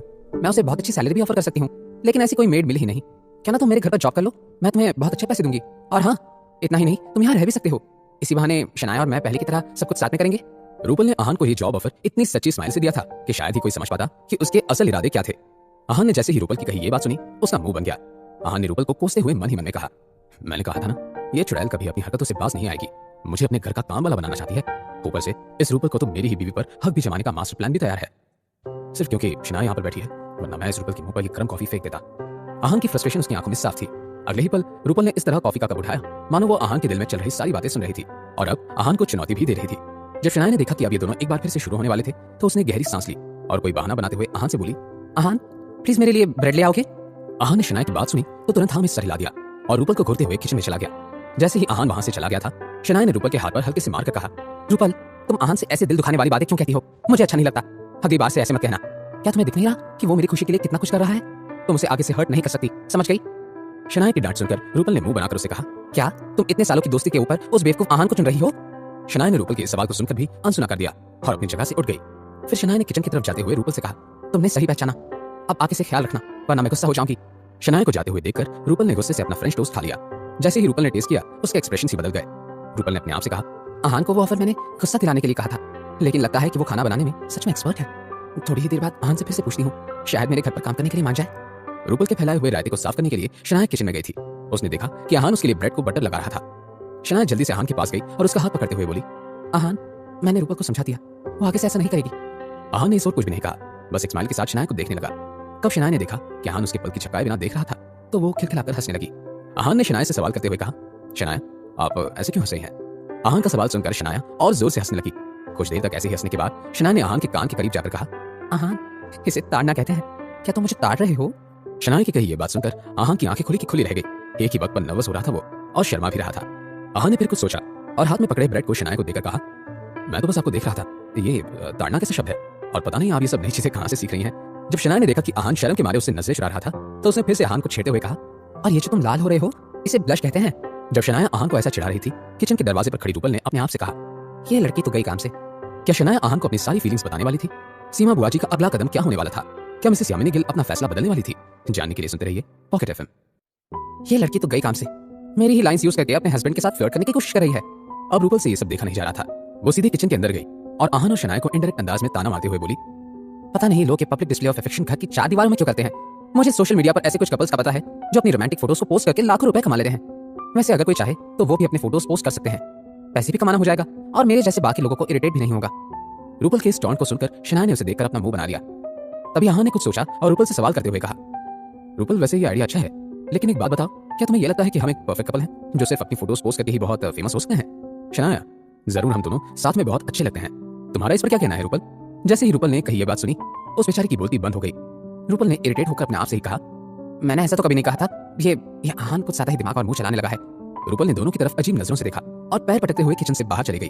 उसे जाते हुए देख आहान और शनाया फिर से हंसने लगे। शनाया ने आहान की तारीफ करते हुए कहा, तुम तो स्मार्ट होने लगे हो आहान, लगता है ये सब मुझे ताड़ने का नतीजा है। अपनी बीवी की ऐसी फ्लर्टी बातें सुनने के बाद आहान को समझ नहीं रहा था कि उसे हंसना चाहिए या फिर खामोश रहना चाहिए। दूसरी तरफ मिसेस यामिनी गिल का एक एक पल बड़ी मुश्किल से कट रहा था। जब सीमा बुआ जी की इनडायरेक्टली शनाया को सौदा करने की एडवाइस यामिनी गिल को दी थी, उन्होंने अपनी ननद से कहा, बिल्कुल भी नहीं, ऐसा कभी नहीं होगा। उन्होंने अपना फैसला सुना दिया था, लेकिन अगर वो आसानी से समझ जाती तो क्या उन्हें सीमा बुआ जी कहा जा सकता था? उन्होंने बहुत ही बॉसी अंदाज में मिसेस यामिनी गिल से कहा, भाभी क्या आप इस गलतफहमी में तो नहीं है कि मैं आपसे स्वयंवर के बारे में पूछ रही थी? मैं आपको बता रही थी आपके पास कोई दूसरा रास्ता नहीं है, और वैसे भी ये आपका आखिरी मौका है। आपको शनाया के लिए अच्छा लड़का भी मिल जाएगा जो स्टेटस और औकात में हमारे गिल परिवार के बराबर का हो। जिंदगी सुधर जाएगी शनाया की। देखिए, अगर आप अपनी मर्जी से ये सब कर सकती हैं तो अच्छा है, वरना आपको भी पता है कि मनोज शर्मा। सीमा बुआ जी ने जानबूझकर अपनी बातों को आधे में छोड़ दिया। मिसेस यामिनी गिल को अपने इस लालची ननद की धमकियों की आदत हो गई थी, लेकिन वो इस बात से मुकरना नहीं चाहती थी कि सीमा बुआ जी की कही बात में पॉइंट तो था। अगर ऐसा हो पाता तो दोनों तरफ से मिसेस यामिनी गिल की ही जीत होती। कि ऐसी सिचुएशन थी जिसमें मिसेस यामिनी गिल एक तीर से 2 निशाने साध सकती थी, लेकिन सिर्फ एक ही रिस्क था। क्या होता अगर शनाया वहां आने से मना कर देती? मिसेस यामिनी गिल ने वो सवाल अपनी ननद से करते हुए कहा, सीमा दीदी, अगर शनाया नहीं आई तो? सीमा बुआ जी ने फिर अपनी यामिनी भाभी से कहा, आप ही ना भाभी बिना वजह परेशान हो रही हैं। मैंने कहा ना, सब कुछ सही हो जाएगा। आप ही सोचिए, एक तरफ शनाया का निकम्मा पति जिसने शनाया को जिल्लत के अलावा और कुछ नहीं दिया, और दूसरी तरफ शनाया की मॉम, जिन्होंने उसे प्यार से बड़ा किया, पढ़ाया लिखाया, उसका ख्याल रखा। कोई भी बता सकता है कि शनाया आपको ही चुनेगी और आपके जेल जाने के बाद डर से भाग चली आएगी। सीमा बुआ जी की बातें इतनी असरदार थी कि मिसेस यामिनी गिल के कानों में एक के बाद एक गूंज रही थी। मिसेस यामिनी गिल ने बहुत देर तक गहराई में सोचा और अपना मन पक्का कर लिया। एक गहरी सांस लेने के बाद मिसेस यामिनी गिल ने अपनी ननद की तरफ देखकर कॉन्फिडेंस के साथ कहा, सीमा दीदी, मैं ये जान की बाजी लगाने के लिए तैयार हूँ। इस पॉइंट पर मिसेस यामिनी गिल की आंखों में डर था, इनसिक्योरिटी थी, लेकिन फिर भी वो ये रिस्क लेने की जोखिम उठाने के लिए तैयार थी। जब सीमा बुआ जी ने अपनी भाभी की हामी को जाना, उनकी आंखें चमकने लगी। उन्होंने एक खुशी की झलक के साथ मन ही मन में कहा, आहान, ये मेरी बेइज्जती का बदला है। तुमने मेरे बेटे रतन को चोट पहुंचाई, मुझे सड़क पर भीड़ में जिल्लत का शिकार बनाया, और इतना ही नहीं, मुझे पुलिस में ले जाने की धमकी भी दी थी। इस सब का चुन चुन के बदला मैं तुमसे लूंगी। 2 साल बाद इस घर में लौटने पर मैंने देखा कि तुम्हारे जैसा चालाक और होशियार लड़का, इसकी सिर्फ एक ही कमजोरी है, शनाया। और कमजोरियों का फायदा उठाने में सीमा बड़ी महारत रखती है। अब बस देखते जाओ कि शनाया के साथ मैं क्या क्या करती हूँ। इस पॉइंट पर सीमा बुआ जी की आंखों में एक अजीब शैतानी एक्साइटमेंट थी। सीमा बुआ जी का प्लान तैयार था। एक बार किसी अन्य आदमी के साथ कॉन्ट्रैक्ट साइन हो जाए तो उनकी किस्मत का ताला अपने आप खुलने वाला था। अपनी मॉम को मजबूर देखकर शनाया किसी से भी शादी करने के लिए तैयार हो जाएगी और आहान को सीमा बुआ जी धक्के मारकर गिल परिवार से बाहर निकाल देती। शनाया के पास वो सब होते हुए देखने के अलावा कोई दूसरा रास्ता नहीं बचता। जैसे ही सब ठीक हो जाता और शनाया किसी रईस खानदान की बहू बन जाती, सीमा बुआ जी मिसेस यामिनी गिल से हर छोटा बड़ा मौका देकर पैसे ऐंठती। इस तरह सीमा बुआ जी ने मिसेस यामिनी गिल और शनाया को सोने का अंडा देने वाली मुर्गी बनाने का प्लान बना रखा था और उस प्लान का पहला कदम उठा लिया था। जैसे कि सीमा बुआ जी ने उनसे कहा था, मिसेस यामिनी गिल ने दोपहर तक अपने कुछ दोस्तों को आहान और शनाया के अलग होने का बता दिया। ये मिसेस यामिनी गिल की वो फ्रेंड्स थी जिनके सोशल सर्कल में पूरा शिमला शहर शामिल था। एक से दूसरे, दूसरे से तीसरे और तीसरे से पूरे शहर तक ये खबर हवा की तरह फैल गई। सड़क सड़क पर हर कोने में बस इसी बात के चर्चे हो रहे थे। यहाँ तक कि एक डेली न्यूज़पेपर ने अपने ऑनलाइन वेबसाइट पर एक आर्टिकल पब्लिश कर लिया जिसमें ये खबर तफसील से लिखी हुई थी। यहाँ तक कि इस आर्टिकल की हेडलाइन पर हर एक रीडर का ध्यान अपनी तरफ खींच रही थी। हेडलाइन कुछ इस तरह थी, गरीब दामाद का अमीर घराने से निकल जाने का सफर। इस आर्टिकल में गिल परिवार का बैकग्राउंड बहुत ही डिटेल में लिखा हुआ था और शनाया के हाल ही में बनी हुई पहचान आर्टिकल का एसेंस थी। आखिरकार शनाया स्प्रिंग कॉर्पोरेशन के नए प्रोजेक्ट की हेड जो थी, इसलिए स्प्रिंग कॉर्पोरेशन, यश मेहरा और रायसत्ता परिवार के नए और अनरिवील्ड वारिस के बारे में उस आर्टिकल में लिखा हुआ था। वैसे तो पूरा आर्टिकल आहान के बारे में ही था, लेकिन शिमला डेली ने आहान की बुराई करने में अपनी तरफ से कोई कसर नहीं छोड़ी थी। इतना ही नहीं, आहान के कुछ फोटोज भी आर्टिकल के साथ अटैच किए हुए थे और इससे पूरे अपोजिट शनाया के जो फोटोज अटैच किए हुए थे उनमें शनाया किसी मॉडल या सेलिब्रिटी से कम नहीं लग रही थी। ब्रांडेड कपड़े, एक बोल्ड और कॉन्फिडेंस से भरा हुआ ऑरा और साथ ही खूबसूरत लुक्स के साथ शनाया की ब्यूटी इस तरह डिस्प्ले की गई थी मानो शनाया किसी प्रोडक्ट को प्रमोट कर रही थी। ये पूरा का पूरा आर्टिकल मिसेस यामिनी गिल ने खुद लिखा हुआ था और वो सारे फोटोज भी शिमला डेली न्यूज़पेपर तक उन्होंने ही पहुंचाए थे। तब तो उस आर्टिकल में 3 साल तक आहान का गिल परिवार में घर जमाई के तौर पर रहना, किसी के काम न आना, शनाया की जिल्लत की वजह बनना और इतना ही नहीं, यहाँ तक कि एक महंगी कार दिलवाने के लिए शनाया को फंसाना, ये सब छोटी सी छोटी डिटेल के साथ लिखा गया था। ये सब करने के पीछे मिसेस यामिनी गिल का इरादा साफ था। वो आहान की पूरी ताकत को बर्बाद करना चाहती थी। मिसेस यामिनी गिल का ये मानना था कि लोगों में जितनी आहान की इमेज गिरेगी उतना ही उन सब के दिल में शनाया के लिए हमदर्दी बढ़ेगी। लोग आहान के बारे में तरह तरह की बातें करेंगे और सारे गॉसिप को सुनकर शनाया खुद ही आहान को छोड़ने के लिए मजबूर हो जाएगी। और इस बार मिसेस यामिनी गिल का ये फुल प्रूफ प्लान कामयाब हो गया। शिमला डेली के उस ऑनलाइन आर्टिकल को हजारों व्यूज मिल गए थे। इतने सारे व्यूज ने शिमला डेली का अपना खुद का रिकॉर्ड तोड़ दिया था। इस मोमेंट पर पूरे शिमला शहर में हर कोई गिल परिवार के निकम में घर जमाई आहान का नाम अच्छे से जानता था। लोग कमेंट्स में आहान के बारे में तरह तरह की बातें लिख रहे थे। किसी ने लिखा, ऐसे होपलेस और निकम्मे लोगों को मर जाना चाहिए, मैं तो ऐसे लोगों के सख्त खिलाफ हूँ। किसी और ने आहान की चालाकी की बुराई करते हुए लिखा, और नहीं तो क्या, इस आदमी की वजह से हम मर्दों का नाम मिट्टी में मिल रहा है। क्या इसे एक महंगी कार के लिए अपनी बीवी को फंसाने की जरूरत है? आहान तो सच में निकम्मा है। किसी और ने शनाया के लिए सिंपैथी के साथ कहा, अफसोस की बात तो यह है कि शनाया गिल जैसे क्रश मटेरियल लड़की को 3 साल पहले तक एक कूड़े के डिब्बे के साथ शादी करनी पड़ी। तो किसी और ने शनाया के लिए प्रे करते हुए लिखा, मैं भगवान से इतना मांगती हूँ कि शनाया गिल जैसी खूबसूरत और स्मार्ट लड़की को कोई ऐसा लड़का मिले जो उसके लायक हो। मैं चाहती हूँ कि शनाया गिल एक सेकंड चांस डिजर्व करती है। अगर मैं उस निकम्मे घर जमाई आहान की जगह होती तो खुद ही शर्म के मारे गिल परिवार छोड़कर चली जाती। लेकिन हर कोई मेरी तरह खुददार नहीं होता। इस दुनिया में आहान की तरह बेशर्म लोगों की कमी है। आहान की बहुत बुराई हो रही थी। खास करके सारे मर्द इस बात से नाराज थे कि शनाया जैसी खूबसूरत बीवी के साथ ऐसा कोई कैसे कर सकता है। हर उम्र के साथ लोगों की जबान पर सिर्फ और सिर्फ आहान और शनाया का जिक्र हो रहा था। आज तो बाजार में भी लोग इसी बारे में बात कर रहे थे, लेकिन ऐसा नहीं था कि सभी लोग आहान के खिलाफ थे। कुछ लोग उसके सपोर्ट में भी बात कर रहे थे। उन्होंने कमेंट करते हुए लिखा, एक सिक्के के 2 चेहरे होते हैं। मुझे लगता है हमें आहान की तरफ से भी इन सब बातों को जानना चाहिए। किसी और ने कहा, हाँ मुझे भी ऐसा ही लगता है। कोई गरीब है तो उसमें उस इंसान की कोई गलती थोड़ी है। ये सब तो हर किसी के नसीब की बात होती है। अगर गिल परिवार को इतनी ही प्रॉब्लम है तो उन्होंने शादी के पहले सबके बारे में क्यों नहीं सोचा? तो किसी ने इस कमेंट पर रिप्लाई करते हुए कहा, और नहीं तो क्या, अगर प्रॉब्लम थी तो उन्हें पहले क्यों नहीं नजर आया? अब जब शनाया गिल ने स्प्रिंग कॉर्पोरेशन के साथ हाथ मिलाया है और थोड़ी पॉपुलर हो गई है तो उसे अपने पति की शर्म आने लगी है। अमीर लोग तो अपने लाइफ पार्टनर्स को भी कपड़ों की तरह बदलते हैं। लानत है ऐसी अमीरी पर। तो किसी और ने आहान की सिचुएशन को जस्टिफाई करते हुए कहा, मुझे तो वो आहान एक अच्छा लड़का लग रहा है। अगर वो कोई चालाक और शातिर पति होता तो गिल परिवार का नाम इस्तेमाल करके अब तक बहुत पैसे कमा चुका होता। लेकिन उसने अपनी जिंदगी नहीं बदली और जिस हालात में वो है उसमें ही जीता रहा। लोगों को उसके बारे में भी सोचना चाहिए। क्या गिल परिवार का किसी बेचारे लड़के को ऐसे घर से निकाल देना गलत बात नहीं है? अमीर लोग हमारे जैसे मिडिल क्लास लोगों को किस कचरे की तरह समझते हैं। इसका एक और एग्जांपल आहान की शक्ल में हम सबके सामने है। इस तरह की कई बातें अब धीरे धीरे जोर पकड़ रही थी। देखते ही देखते पूरा इंटरनेट 2 टीम्स में बट गया। अब यह देखना था कि कौन सी टीम की जीत होगी। क्या सीमा बुआजी और मिसेस यामिनी गिल अपने इरादों में कामयाब हो पाएंगी? क्या होगा जब आहान और शनाया को इस सब का पता चलेगा? जानने के लिए सुनते रहिए पॉकेट एफएम। शनाया की फ्लर्टी बातों को सुनने के बाद आहान ऑफिस चला गया। कुछ देर बैंक में काम करने के बाद लंच ब्रेक में आहान को थोड़ा वक्त मिला। मिस्टर विक्रम ने पहले से ही आहान को कुछ जरूरी डॉक्यूमेंट्स मेल किए थे। आहान उसी काम में लगा हुआ था कि उसका फोन बजने लगा। आहान ने देखा कि कॉलर्स आईडी पर मिस्टर विक्रम का नाम फ्लैश हो रहा था। आहान ने तुरंत कॉल को उठाकर मिस्टर विक्रम से कहा, मिस्टर विक्रम, मैंने अभी मेल्स पढ़ना शुरू किया है।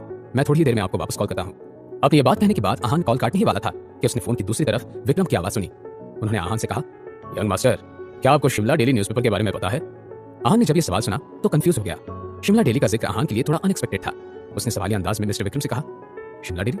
आहान पिछले 3 दिनों से रूपल और शनाया के साथ इतना सारा वक्त बिता रहा था कि उसके पास न्यूज़पेपर पढ़ने की फुर्सत ही नहीं थी। मिस्टर विक्रम ने जब आहान का कंफ्यूज टोन सुना तो उन्होंने अंदाजा लगाया कि आहान के साथ बाहर क्या हो रहा है। इस सब का कोई आइडिया नहीं होगा उसे, इसलिए उन्होंने आहान को पूरा मामला तफसील से बता दिया। जब वो दोनों फोन पर बात कर रहे थे, मिस्टर विक्रम ने आहान को उन ऑनलाइन वेबसाइट में पब्लिश हुए आर्टिकल की लिंक भी शेयर कर दी। आर्टिकल में लिखे हुए डिटेल्स, अटैच की हुई तस्वीरें और लोगों के कमेंट्स ये सब पढ़ने के बाद आहान को इस बात का अंदाजा तो हो ही गया था कि ये जरूर किसी अंदर के लोगों में किसी का काम होगा। इस बारे में सोचते हुए आहान ने मन ही मन में कहा, मॉम, लगता है आपने मुझे गिल परिवार से निकालने के लिए पूरे शहर में तहलका मचा दिया है। अब देखते हैं ये तमाशा कितनी दूर तक जाता है। जब आहान इस सिचुएशन को फिगर आउट करने की कोशिश कर रहा था, फोन की दूसरी तरफ से मिस्टर विक्रम ने आहान से कहा, यंग मास्टर, मैं खुद इस मामले को संभालने की जिम्मेदारी लेना चाहता हूँ। शिमला डेली कोई बड़ा न्यूज़पेपर नहीं है, लेकिन फिर भी इस न्यूज़ आर्टिकल की वजह से आपकी रेपुटेशन पर बुरा असर पड़ा है। हमें जल्द से जल्द इस मैटर को रिजॉल्व करना होगा। यंग मास्टर, आपको क्या लगता है हमें इस सबको कैसे ठीक करना चाहिए? मिस्टर विक्रम का कंसर्न अपनी जगह पर सही था। आहान की खामोशी को देखते हुए मिस्टर विक्रम ने अपने बॉस से माफी मांगते हुए कहा, यंग मास्टर, मैं माफी चाहता हूँ। मेरे लापरवाह होने की वजह से ये आर्टिकल पब्लिश हुआ है। मैं सच में अपनी इस गलती के लिए शर्मिंदा हूँ। मिस्टर विक्रम अपने काम को लेकर बहुत ही सिंसियर और ईमानदार थे। उन्होंने इस सब के लिए अपने आप को जिम्मेदार ठहरा दिया। लेकिन आहान उन लोगों में से नहीं था जो अपना गुस्सा निकालने के लिए किसी और को ब्लेम करता था। उसने मिस्टर विक्रम से जेन्युइन अंदाज में कहा, विक्रम जी, आपको इस सब में माफी मांगने की कोई जरूरत नहीं है। ये सब मिसेस यामिनी गिल का किया धरा है। आहान को इस सबसे वैसे भी ज्यादा फर्क नहीं पड़ रहा था। आहान ने इस सबको जरूरत से ज्यादा माइंड नहीं किया। जब मिस्टर विक्रम ने देखा कि उनका ये नया बॉस आहान बाकी अमीर बिगड़े हुए और नखरेल लोगों से अलग था, तो उन्हें हैरानी हुई। आहान इस सिचुएशन में बहुत शांत लग रहा था, इसलिए मिस्टर विक्रम ने मन बना लिया कि इस मामले को अब वो सीरियसली सॉर्ट करेंगे। मिस्टर विक्रम फिर बोले, यंग मास्टर, आपको परेशान होने की जरूरत नहीं है। मैं आज ही जाकर शिमला डेली न्यूज़पेपर ब्रांड को खरीद लेता हूँ। साथ ही शिमला डेली के उस चीफ एडिटर को मैंने ढूंढ लिया है जिसने उस घटिया और रेपुटेशन बिगाड़ने वाले आर्टिकल को पब्लिश करने की परमिशन दी थी। मैं किसी से कहकर उसे भी अच्छे से कंट्रोल करता हूँ, और अगर आप चाहें तो मैं कार्तिक कोहली के आदमियों को हायर करके उस चीफ एडिटर को अच्छा सबक सिखाता हूँ। अपनी ये बात कहते हुए मिस्टर विक्रम की आंखों में एक बेरहमी भरी नफरत की झलक उतर आई। अपने बॉस को तंग करने वाले लोगों के लिए मिस्टर विक्रम मौत का इंतजाम करने के लिए भी तैयार थे। मिस्टर विक्रम के दिमाग में तो मिसेस यामिनी गिल को उनकी सही जगह दिखाने का प्लान तैयार था, लेकिन उन्होंने इसलिए खामोश रहना सही समझा क्योंकि मिसेस यामिनी गिल शनाया की मॉम थी। और स्प्रिंग कॉर्पोरेशन वाली डील के समय मिस्टर विक्रम देख चुके थे कि शनाया उनके बॉस की बॉटम लाइन थी। अगर शनाया को कुछ भी हो जाता तो उनके यंग मास्टर आहान इस दुनिया को तबाह कर सकते थे। इतना गुस्सा हो सकते थे। जब आहान ने मिस्टर विक्रम का ये रिवेंज प्लान सुना तो उसने तुरंत मना करते हुए कहा, बिल्कुल नहीं विक्रम जी, शिमला डेली को खरीदने की और किसी चीफ एडिटर को सबक सिखाने की कोई जरूरत नहीं है। उन्होंने बस अपना काम किया है। न्यूज पब्लिश करके ही उन लोगों का घर चलता है, उन्हें छोड़ दीजिए। आहान का लॉजिक साफ था। वो इतने नैरो माइंडेड लोगों में से नहीं थे जो ऐसे आर्टिकल के लिए किसी की जान ही ले लेता। आगे जाकर ऐसे हजारों न्यूज़पेपर और चीफ एडिटर रायजादा एम्पायर के लिए नए वारिस के बारे में लिखेंगे। आहान हर दूसरे आदमी की जान लेता फिरता, और अगर उन्होंने शिमला डेली न्यूज़पेपर जैसे ब्रांड को खरीद लिया होता तो उसकी पहचान बाहर आ जाती, जो अभी आहान के प्लान का हिस्सा नहीं था। जब मिस्टर विक्रम ने आहान की बात सुनी तो उन्होंने आगे कुछ नहीं कहा और हामी भरते हुए बोले, ठीक है यंग मास्टर। मिस्टर विक्रम को आहान के बहुत ही मैच्योर और समझदार इंसान लगने का पता चल गया था। अगर उसने कोई फैसला किया था इसका मतलब जरूर इस बात के पीछे आहान का कोई सीरियस थॉट होगा। ये मिस्टर विक्रम समझ चुके थे। आहान ने फिर सबसे जरूरी बात बताते हुए कहा, विक्रम जी, स्प्रिंग कॉर्पोरेशन का काम कैसा चल रहा है? क्या अब तक रिसोर्ट बनने का काम शुरू हो गया? आहान मिस्टर विक्रम से सिर्फ काम के बारे में ही पता करना चाहते थे। मिस्टर विक्रम ने आहान को नए प्रोजेक्ट का फॉलोअप देते हुए कहा, यंग मास्टर, रिसोर्ट का कंस्ट्रक्शन तो शुरू हो गया है, लेकिन हमें अभी भी कुछ टेक्निकल इश्यूज सामने आ रहे हैं। हमारे आर्किटेक्ट के साथ बात करने के बाद हम इस नतीजे पर पहुंचे थे कि हमें कुछ इंटरनेशनल एक्सपर्ट्स को हायर करना पड़ेगा, और कार्तिक कोहली यूरोप के कुछ एक्सपीरियंस लोगों को हायर कर चुका है। मैंने भी एक बार अपने एंड से चेक किया और कोई प्रॉब्लम नहीं है। मेरा ऐसा अंदाजा है कि अगले कुछ दिनों में टेक्निकल इश्यूज सॉल्व हो जाएंगे। आहान इस सब बातों को बहुत ध्यान से सुन रहा था। आहान ने फिर मिस्टर विक्रम से कहा, विक्रम जी, अगर स्प्रिंग कॉर्पोरेशन से रिगार्डिंग कोई भी डिसीजन लेना है तो आप पहले मुझे उस बारे में रिपोर्ट करिएगा। मैं इस प्रोजेक्ट में कोई गड़बड़ होने नहीं देना चाहता। आहान ने वैसे तो सच कहा था, मगर असल बात तो ये थी कि आहान को अभी तक मिस्टर विक्रम पर पूरी तरह से भरोसा नहीं था। इसमें आहान की कोई गलती नहीं थी, क्योंकि मिस्टर विक्रम कई सालों से आहान के पापा आदित्य रायजादा के लिए काम करते आए थे, और आहान के पापा आदित्य रायजादा ने ही मिस्टर विक्रम को आहान के साथ काम करने के लिए भेजा था। आहान भले ही एक बार के लिए मिस्टर विक्रम पर यकीन कर सकता था, लेकिन रही बात उसके पापा की, तो आहान चाहकर भी बेफिक्र नहीं हो सकता था, और यही वजह थी कि आहान को सब कुछ अपने कंट्रोल में रखना था।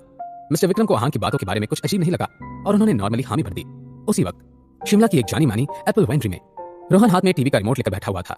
जिस तरह का एक्साइटिंग और फन लविंग नेचर रोहन का था, वो बेफिक्र होकर टीवी पर कार्टून देख रहा था। रोहन जिस सोफे पर बैठा था उसके पीछे एक लड़की खड़ी थी। वो लड़की रोहन की नई सेक्रेटरी थी। उस लड़की ने ध्यान से अपने बॉस की तरफ देखा और अपने आप से ही बोली, मुझे लगा कि इस जॉब के लिए मुझे बड़ी मेहनत करनी पड़ेगी, लेकिन ऐसा बिल्कुल नहीं है। लगता है मेरा गुड लक ज्यादा ही अच्छा है। जहां एक तरफ ये लड़की जो कि अभी अभी रोहन की सेक्रेटरी बनी थी, उसे अपने नसीब पर नाज हो रहा था। सच तो ये था कि जब रोहन ने उस लड़की को देखा, उसे एकदम से रूपल की याद आ गई, क्योंकि ये नई लड़की कुछ कुछ रूपल के जैसी ही दिखती थी। इसलिए रोहन ने उसका नाम भी पूछे बिना उसे नौकरी दे दी थी। लेकिन उस लड़की को जॉब पर रखने के बाद रोहन रूपल से मिलने उसके घर चला जाया करता था। रोहन का फैमिली बिजनेस काफी बड़ा था। रोहन की फैमिली वाइन के बिजनेस में थी और वो लोग काफी अमीर और फेमस भी थे।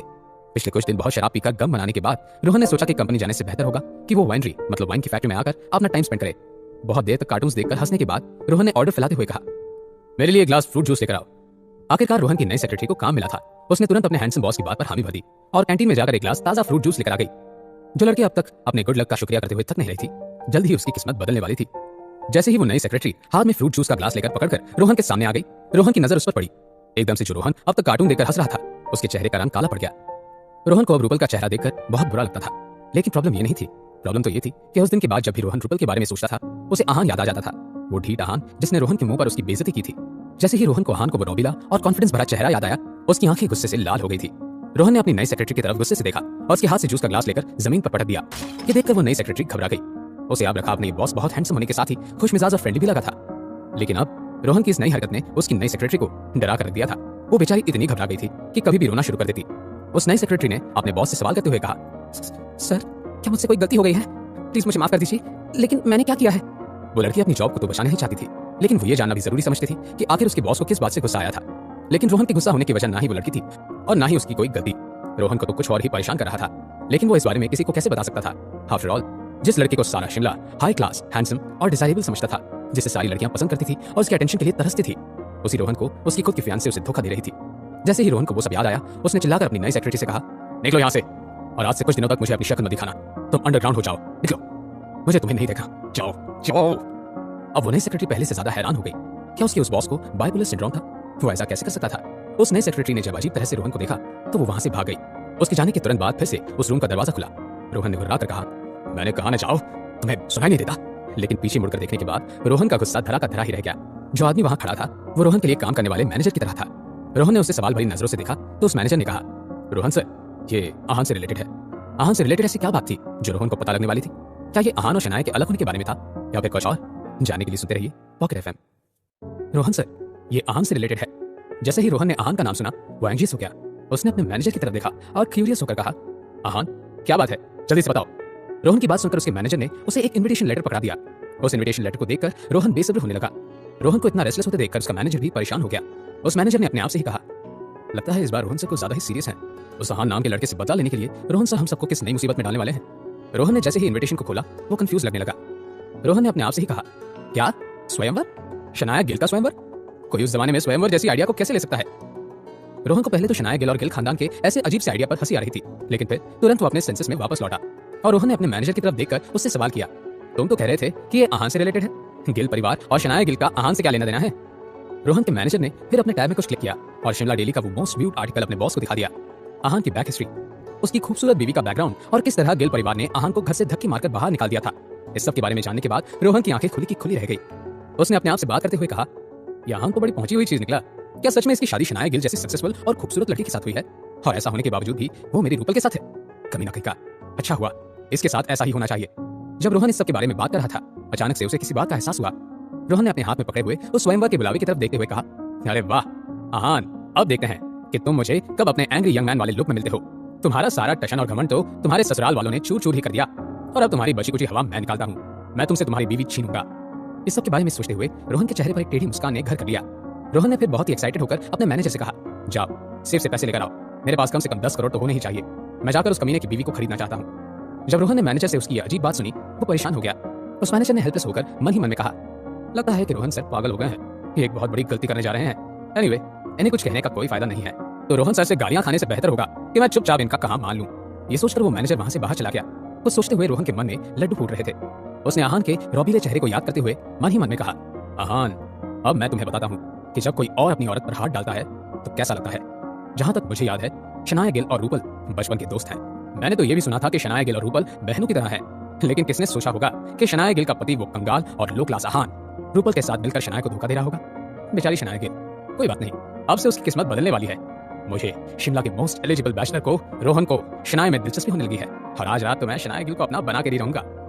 जैसे कि सीमा बुआ जी ने उन्हें करने के लिए कहा था, मिसेस यामिनी गिल ने अपने बचे कुछ सेविंग्स को इस्तेमाल करके 21वीं सदी का पहला हाई क्लास और लैविश स्वयंवर ऑर्गेनाइज किया था। यह स्वयंवर प्राइड रेस्टोरेंट में अरेंज किया गया था। नीचे से लेकर ऊपर तक पूरे होटल को किसी दुल्हन की तरह सजाया गया था। तरह तरह के फूलों की वजह से स्वयंवर के वेन्यू पर एक दिल को छू लेने वाली महक फैली हुई थी। अब तक तो शाम के 7 भी नहीं बजे थे, लेकिन तरह तरह की लग्जूरियस और महंगी कार्स प्राइड होटल के पार्किंग में खड़ी हो चुकी थी। BMW, ऑडी, जैगुआर, इतना ही नहीं तो रोल्स रॉयस भी प्राइड होटल के दरवाजे पर खड़ी हो चुकी थी। ये बात जाहिर थी, इन महंगी और ब्रांडेड कार्स के मालिक कोई आम लोग नहीं, शिमला के बड़े और अमीर खानदानों के सेकंड जनरेशन के एलिजिबल बैचलर्स थे। इनमें कुछ लोग तो वो थे जिन्होंने बहुत दिन पहले ही मिसेस यामिनी गिल को शनाया में इंटरेस्टेड होने के डायरेक्ट और इनडायरेक्ट इशारे भी दे रखे थे, लेकिन क्योंकि तब उन्हें लगा कि शनाया उस मिडिल क्लास लड़के को शायद कभी नहीं छोड़ेगी। लेकिन आज जो न्यूज मिसेस यामिनी गिल पूरे शिमला में फैला चुकी थी, उसके बाद वो सारे हाई क्लास परिवार बिना वक्त गंवाए यहाँ शनाया के हाई प्रोफाइल स्वयंवर में शामिल होने पहुंच गए थे। रोहन जैसे ही कुछ लोग ऐसे भी थे जिन्हें शनाया से शादी करने में कोई इंटरेस्ट नहीं था, लेकिन फिर भी क्योंकि वो लोग रईस फैमिली और बड़े बैकग्राउंड से बिलोंग करते थे, रतन ने उन्हें भी स्वयंवर पर इनवाइट कर लिया था। शनाया गिल का नाम बहुत बड़ा था। एक तो शनाया खुद एक नेक्स्ट लेवल ब्यूटी थी जिसकी बराबरी करना बाकी लड़कियों के बस की बात नहीं थी, और ऊपर से शनाया का नाम हाल ही में स्प्रिंग कॉर्पोरेशन के साथ जुड़ा गया, तो उसकी वजह से इन तीनों लड़कों के लिए कंपटीशन बड़ी ही टफ होने वाली थी। सारे मेहमानों से भरे होटल के अलग अलग हॉल्स में वेटर्स एक दुल्हन खरीदने आए हुए बेवकूफ और बदतमीज लोगों को ड्रिंक सर्व कर रहे थे। वैसे तो इस रईस लोगों की चहल पहल भी बहुत हाई क्लास अंदाज में सुनाई दे रही थी। बात बस इतनी सी थी कि मैनर्स के साथ अंग्रेजी में बात कर रहे ये शिमला के हाई क्लास लोग असल में एक दूसरे के साथ एक तरह की बचकानी कंपटीशन नहीं लगे हुए थे। कोई अपने लुक्स फ्लॉन्ट कर रहा था तो किसी को अपने पैसे पर घमंड था। कुछ लोगों का बड़कपन उनका सोशल स्टेटस और पॉपुलैरिटी के दम पर था, तो कोई इस बात का दिखावा कर रहा था कि वो बहुत ही बड़े फॉरेन यूनिवर्सिटी से पढ़कर आए थे। अगर वो सब इतने ही वेल एजुकेटेड होते तो पैसे के बदले में लड़की खरीदने ना आए होते। उन सब के ऊपर के हॉल में सीमा बुआ जी और रतन सब देख रहे थे। जब उन्होंने देखा कि शिमला शहर के एक से बढ़कर एक बड़े बड़े लोग यहाँ मौजूद हैं, तो दोनों के दोनों माँ बेटे की खुशी फूली नहीं समा रही थी। उन्हें अपनी इस क्रिएटिव आइडिया पर बहुत नाज हो रहा था। सीमा बुआ जी ने अपने बेटे से धीमी आवाज में कहा, रतन, क्या तुम वहां भी देख रहे हो जो मुझे दिख रहा है? अपनी माँ का यह सवाल सुनकर रतन ने एक घमंड भरी हंसी के साथ कहा, हाँ माँ, ये सब आपके आइडिया का काम है। जब सीमा बुआ जी ने अपने बेटे की कही यह बात सुनी तो उनके मन में लड्डू फूटने लगे। वैसे रतन, भले ही मैंने ही यामिनी भाभी को यह आइडिया दिया हुआ था, लेकिन मैं खुद इस सब के बारे में सोच भी नहीं रही थी। सच में शनाया एक बहुत ही बड़ा नाम लगता है। जितने अमीर लोग यहाँ पर आए हुए हैं, मुझे एक बात तो पक्का पता है, जल्द ही हम दोनों बहुत अमीर होने वाले हैं। सीमा बुआ जी ने लालच भरी आंखों से ये कहा। ये सुनते ही दोनों माँ बेटे अजीब से दबी हुई स्माइल के साथ हंसने लगे। उन दोनों के पास खड़ी मिसेस यामिनी गिल को सारा तमाशा देखकर अजीब सा लग रहा था। निचले फ्लोर पर बढ़ रही इस भीड़ को देखकर मिसेस यामिनी गिल पैनिक करने लगी। इस बारे में सोचते हुए उन्होंने मन ही मन में कहा, हे भगवान, ये सब क्या हो रहा है? क्या ये बात कल अखबार में छपने वाली है? भले ही सीमा दीदी ने मुझे ये सब कराया है, लेकिन मुझे बहुत ही अजीब सा लग रहा है। पहले ही मैंने बात पूरे गिल परिवार से छुपाने की बहुत कोशिश की है। अब पापा जी को पता चला कि शेखर और उनके पीठ पीछे मैं ये सब कर रही हूँ, तो सच में मुझ पर बड़ी शामत आ जाएगी। अगले ही पल मिसेस यामिनी गिल ने अपनी ननद और उसके बेटे को हंसते हुए देखा। उन दोनों के इस रवैये को देखकर मिसेस यामिनी गिल का मुंह बन गया। उन्होंने अपनी किस्मत को कोसते हुए मन ही मन में कहा, क्या बुरी किस्मत पाई है मैंने और शनाया ने। यहाँ पर इस सब के बारे में सोच सोचकर मेरी जान निकल रही है, और यहाँ सीमा दीदी और उनका ये टपोरी लड़का मेरी बेटी की बर्बादी को सोचकर खुशियां मना रहे हैं। अगर ये सीमा दीदी मेरे बीते दिनों की बातों के बारे में जानकारी न रखती तो मैं इनको और इनके बेटे के लालच को अपनी शनाया के फ्यूचर के साथ खेलने न देती। मिसेस यामिनी गिल ने अपना सर पकड़ लिया। कुछ देर तक ऊपर से इस नजारे को देखने के बाद सीमा बुआ जी ने कुछ सोचा और अपने बेटे रतन से बोली, रतन, तुमने इन सबको देख लिया है? अपने दोस्तों के साथ जाकर इस बात का पता लगाओ कि इन सब में से पहले 3 सबसे अमीर लोग कौन हैं। अभी हम शनाया के लिए जिस लड़के को चुनेंगे वो ही लड़का जिंदगी भर के लिए हमें पैसे खिलाने वाला है। हमें सोच समझ कर फैसला लेना होगा। अपनी माँ की कही ये बात को सुनते हुए रतन वहां से तुरंत नीचे चला गया। जब यामिनी गिल ने अपनी चालाक और लालची ननद की कही ये बात सुनी, उन्हें गुस्सा आ गया, क्योंकि नीचे खड़े रईस लोगों में लड़के तो गिने चुने ही नजर आ रहे थे। बाकी सब तो मिडिल एज के आदमी थे जिनके पहले कई सारी शादियां हो चुकी थी। ये दोनों माँ बेटे अपने मतलब और अपने पैसे के लालच के लिए शनाया को किसी से भी शादी करा देने वाले थे। मिसेस यामिनी गिल चिढ़कर सीमा बुआ जी से कुछ कहने ही वाली थी, तभी उन्हें कुछ याद आया। मैं अभी भी कुछ भी कहने के पोजीशन में नहीं हूँ। मेरा किसी भी गुस्से भरी बात का नतीजा बुरा ही हो सकता है, और वैसे अब चाहे कोई भी मिले, ये बात तो जाहिर है कि उस आहान से कई गुना बेहतर होगा। मिसेस यामिनी गिल ने इस सब के बारे में सोचते हुए अपने आप से ही कहा और अपना गुस्सा दबाते हुए खामोशी के साथ खड़ी हो गई। आखिरकार पूरी बाजी लगाने के बाद मिसेस यामिनी गिल पीछे नहीं हट सकती थी, या फिर ऐसा कहा जा सकता था कि सीमा बुआ जी उन्हें पीछे हटने ही नहीं देने वाली थी। कुछ देर बाद मिसेस यामिनी गिल और सीमा बुआ जी नीचे उतरे। तब तक वहां आए सभी मेहमानों ने अपनी अपनी जगह ले ली। सीमा बुआ जी इस तरह स्वयंवर के लिए काफी एक्साइटेड लग रही थी। आफ्टर ऑल ये सब का सब उनका ही किया धरा जो था, और वो भी बिना किसी रुकावट के इस मोड़ तक आ गया था। इसलिए सीमा बुआ जी बहुत खुश लग रही थी। लेकिन उन्होंने देखा कि मिसेस यामिनी गिल का चेहरा उतरा हुआ था। सीमा बुआ जी ने फिर अपनी कोहनी से अपनी भाभी को हल्के से धक्का दिया और होठ दबा के मुस्कुराते हुए बोली, भाभी जरा स्माइल करिए ना, आपकी बेटी की शादी की बात होने जा रही है, हम दोनों किसी के जनाजे पर नहीं जा रहे, हंसिए जरा। मिसेस यामिनी गिल ने जब सीमा बुआ जी की कही ये बात सुनी तो हामी भरते हुए एक झूठी मुस्कान के साथ स्माइल करने लगी। जैसे ही वो दोनों जाकर सबके सामने वाले टेबल पर बैठी, सभी उनकी तरफ देखने लगे। सीमा बुआ जी ने बात शुरू करते हुए कहा, स्वागत है आप सबका। आप सब जानते हैं कि हमने यहाँ पर आपको क्यों इनवाइट किया है, और आप सब यहाँ आए हैं ये देखकर हमें बहुत खुशी हो रही है। तो वक्त गवाए बिना हम आप सबको जानना चाहेंगे, क्यों ना आप सब एक एक करके अपने बारे में बताएं। सीमा बुआ जी की बात जैसे ही खत्म हुई, किसी मिडिल एज आदमी ने उनसे कहा, मिसेस गिल, आपकी बेटी मिस शनाया यहाँ पर क्यों नहीं आई? हम उन्हें देखना चाहते हैं। अब मिसेस यामिनी गिल क्या कहेंगी? क्या शनाया वहां आने वाली थी? इस स्वयंवर में आगे क्या क्या होने वाला था, जानने के लिए सुनते रहिए पॉकेट एफएम। मिसेस गिल, आपकी बेटी मिस शनाया यहाँ पर क्यों नहीं आई है? हम उन्हें देखना चाहते हैं।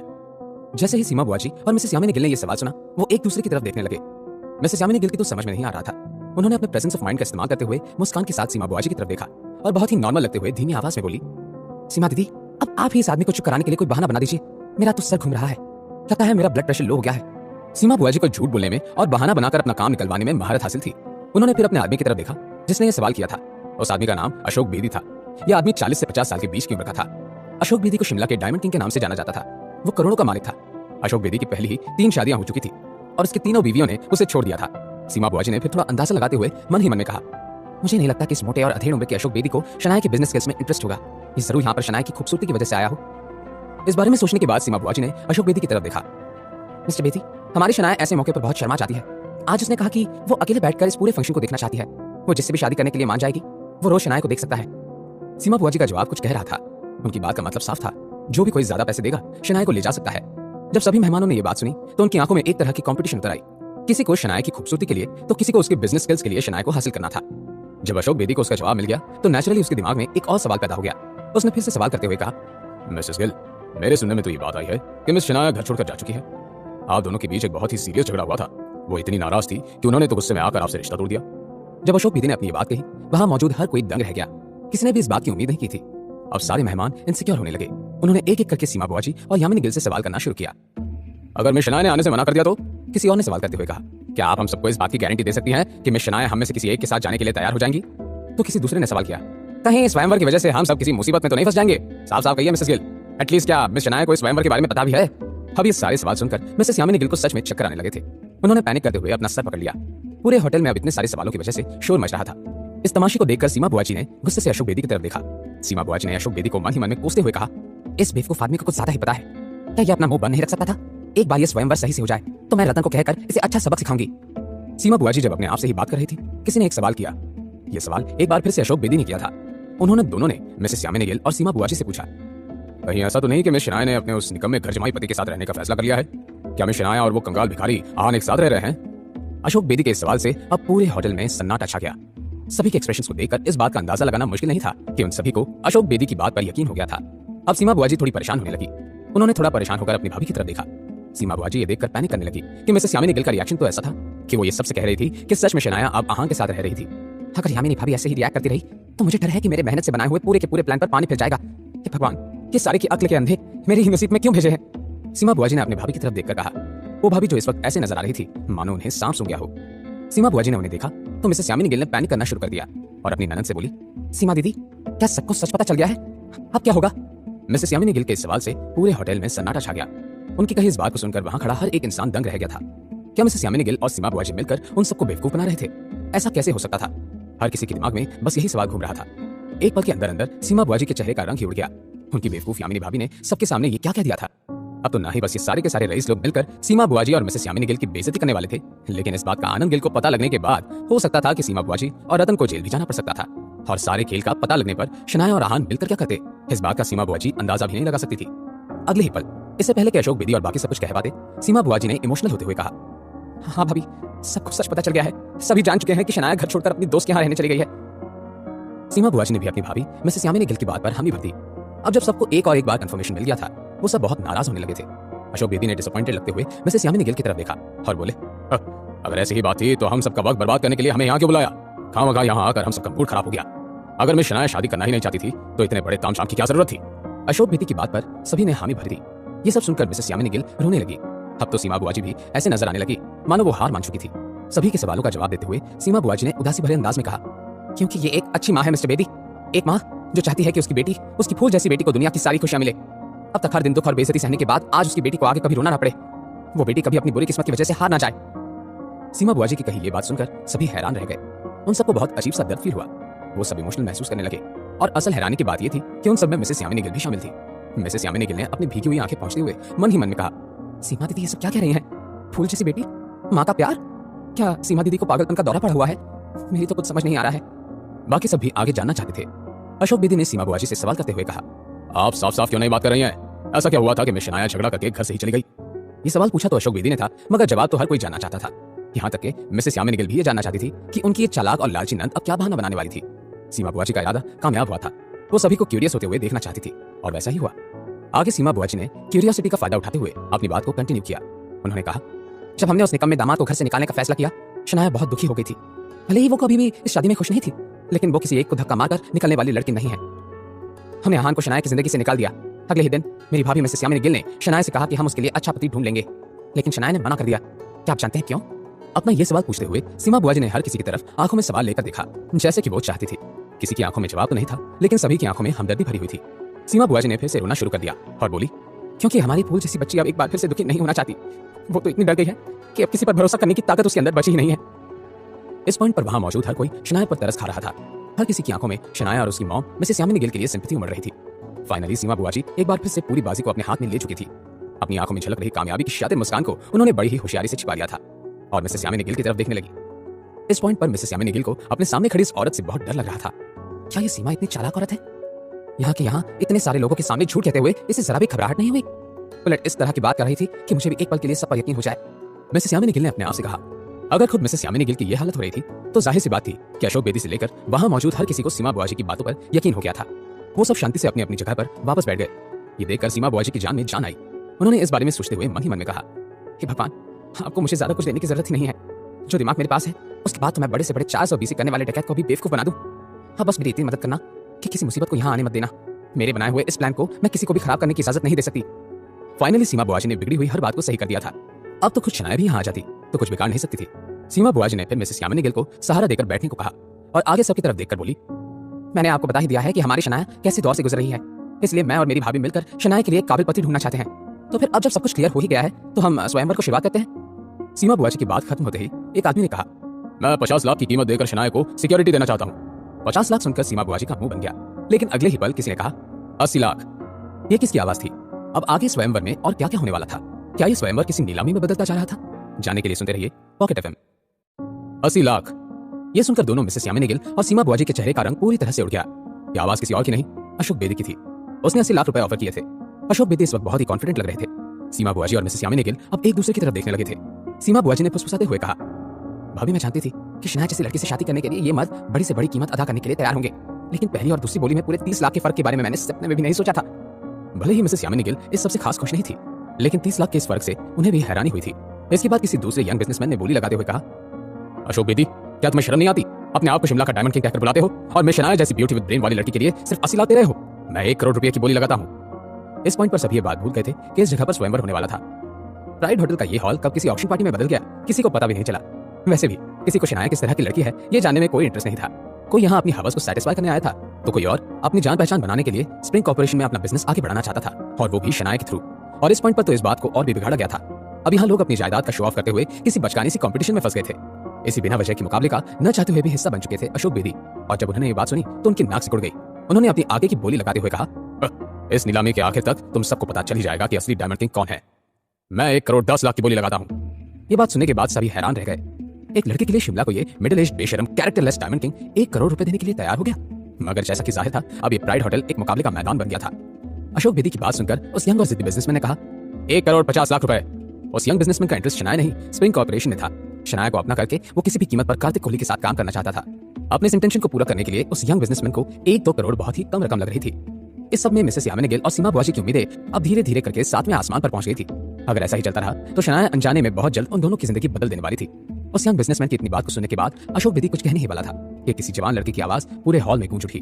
उसने बोली लगाते हुए कहा, 2 करोड़ 50 लाख। इस कीमत को सुनने के बाद सभी पीछे मुड़कर उस लड़के की तरफ देखने लगे। वो लड़का अभी अभी वहां आया था। उसने अपने बालों को ब्लॉन्ड रंग से कलर किया हुआ था और उसने पहने हुए कपड़े भी कुछ ज्यादा ही फ्लैशी थे। उस लड़के के ऐसे पहनावे को देखकर कोई भी इस बात का अंदाजा आसानी से लगा सकता था कि वो एक बहुत ही कम उम्र का लेकिन रईस खानदान का बिगड़ा हुआ बेटा था। उनमें से कुछ लोगों को लगा कि जरूर ये कोई कॉलेज जाने वाला लड़का होगा जो यहाँ मस्ती करने के लिए आया था। सामने बैठी हुई मिसेस यामिनी गिल और सीमा बुआ जी भी उस लड़के को देख रही थी। अशोक बेदी ने मजाक उड़ाते हुए कहा, क्या इस छोटे बच्चे को यह भी पता है कि 2 करोड़ 50 लाख में कितने जीरो लगते हैं? आया बड़ा, ऐसे तमाशा खड़े करने वाले को बाहर फिकवा देने में ही होशियारी का काम है। अशोक बेदी की इस बात से सीमा बुआ जी एग्री करती थी। उन्होंने खुद सोचा और अपने बेटे रतन की तरफ देखने लगी, मगर इससे पहले कि वो अपने बेटे से कहवाकर कुछ कर पाती, उन्होंने यंग बिजनेसमैन की एक कही बात सुनी और उनका चेहरा जम गया। अशोक बेदी से मुकाबला कर रहे उस यंग बिजनेसमैन ने अशोक को बेवकूफ समझते हुए कहा, अशोक बेदी, क्या तुम अपने आप को शिमला के रईस लोगों में से एक नहीं मानते? क्या तुम्हें इतना भी नहीं पता कि वो लड़का शिमला के सबसे बड़े खानदानी लड़कों में से एक है? नेकी खानदान का इकलौता वारिस है, दक्ष नेकी। जैसे ही मिसेस यामिनी गिल और सीमा बुआ जी ने नेकी खानदान का नाम सुना, उन दोनों की आंखें चमकने लगी। शिमला के सबसे बड़े खानदानों से 2 ही नाम जाने माने थे, एक नेकी और दूसरे कोहली। और उन दोनों खानदानों में आपसी दुश्मनी थी। कोहली मतलब कार्तिक कोहली का खानदान जो खुद आहान के लिए काम करता था। ये जो लड़का अभी अभी 2.5 करोड़ की बोली लगा चुका था, जाहिर सी बात थी नेगी खानदान से ताल्लुक हुए बिना कोई इतना कॉन्फिडेंट नहीं हो सकता था। सभी पीछे बैठे हुए उस लड़की की तरफ देख के सीमा बुआ जी ने मन ही मन में कहा, अच्छा हुआ कि मैंने रतन से कहकर कोहली और नेगी दोनों खानदानों में इनविटेशन कार्ड भेज दिए थे। ऐसे मैंने उम्मीद तो नहीं की थी, लेकिन सच में ये बिग शॉट यहाँ पर आ ही गया। सच में शनाया कोई आम लड़की नहीं है। सीमा बुआ जी तो बस नेगी खानदान के प्रॉपर्टी के बारे में सोचकर ही खुश हो रही थी। असल में दक्ष नेगी की रेपुटेशन कुछ खास नहीं थी। पूरे शिमला शहर में दक्ष नेगी के बारे में तरह तरह की बातें होती रहती थी, और उससे भी अजीब बात तो ये थी कि दक्ष नेगी कभी उन बातों को झुठलाता नहीं था, बल्कि हामी भर देता था। दक्ष नेगी के बारे में बताते हुए अशोक विधि ने मुंह बनाकर कहा, क्या दक्ष नेगी? मैंने तो सुना है कि ये बहुत ही बच्चलन लड़का है। यहाँ तक कि शिमला की यूनिवर्सिटी में पढ़ी रही आधी से ज्यादा लड़कियों को ये लड़का घुमा चुका है, और एक रात के बाद उन लड़कियों को इस तरह इग्नोर करता है मानो दूध में से मक्खी निकाल कर फेंक दिया हो। शराब, जुआ और सिगरेट तक तो ठीक है। मैंने सुना है कि इस दक्ष नेगी को ड्रग्स का नशा करने की भी आदत थी, और इसी जुर्म में वो कुछ महीनों के लिए जेल भी रहकर आया था। छी, क्या मैं शनाया ऐसे लड़के के साथ रहकर फिर से अपनी जिंदगी तबाह करना चाहती है? अशोक बेदी का इरादा साफ था। वो दक्ष नेगी की बुराई करते हुए और असलियत बताते हुए उसकी इमेज को तहस नहस कर देना चाहता था। अगर लड़का ही बिगड़ैल निकला तो कोई भला उसे अपनी बेटी क्यों देता? लेकिन यहाँ पर मामला ही उल्टा था। वैसे यामिनी गिल को बस अपनी बेटी के लिए बड़ा और अमीर खानदान चाहिए था, और सीमा बुआ जी को तो बस अपने फायदे से मतलब था। जितना बड़ा खानदान उतना ज्यादा पैसा। इसलिए अशोक बेदी की ये सारी बकबक वेस्ट हो गई थी। लेकिन उसकी कही बात पर यंग बिजनेसमैन ने कहा, अच्छा अगर दक्ष नेगी बिगड़ैल है तो तुम अपने आप कहाँ देखते हो? तुम तो अपनी रंगीन हरकतों के तजुर्बे से दक्ष नेगी से आगे निकल चुके हो। अपनी बात कहने के बाद उस यंग बिजनेसमैन ने कुछ सोचा और अपनी जगह पर खड़ा हो गया। फिर उसने पीछे आराम से बैठते हुए दक्ष नेगी की तरफ देखा और जोर से बोला, अब जब दक्ष नेगी खुद मिस शनाया में इंटरेस्ट ले रहे हैं तो मैं इस मुकाबले से पीछे हटता हूँ। मैं उम्मीद करता हूँ कि दक्ष नेगी और शनाया की जल्द से जल्द शादी हो जाए और वो हमेशा हमेशा के लिए खुश रहें। वो यंग बिजनेसमैन बहुत ही होशियार था। उसने ये बात सोच ली थी कि उसके पास 2 करोड़ से आगे जाने का बजट नहीं था, और ना ही वो कोहली खानदान से बराबरी करने वाली नेगी खानदान से पंखा ले सकता था। इसलिए बहुत ही होशियारी और इज्जत के साथ उसने अपने कदम पीछे ले लिए थे।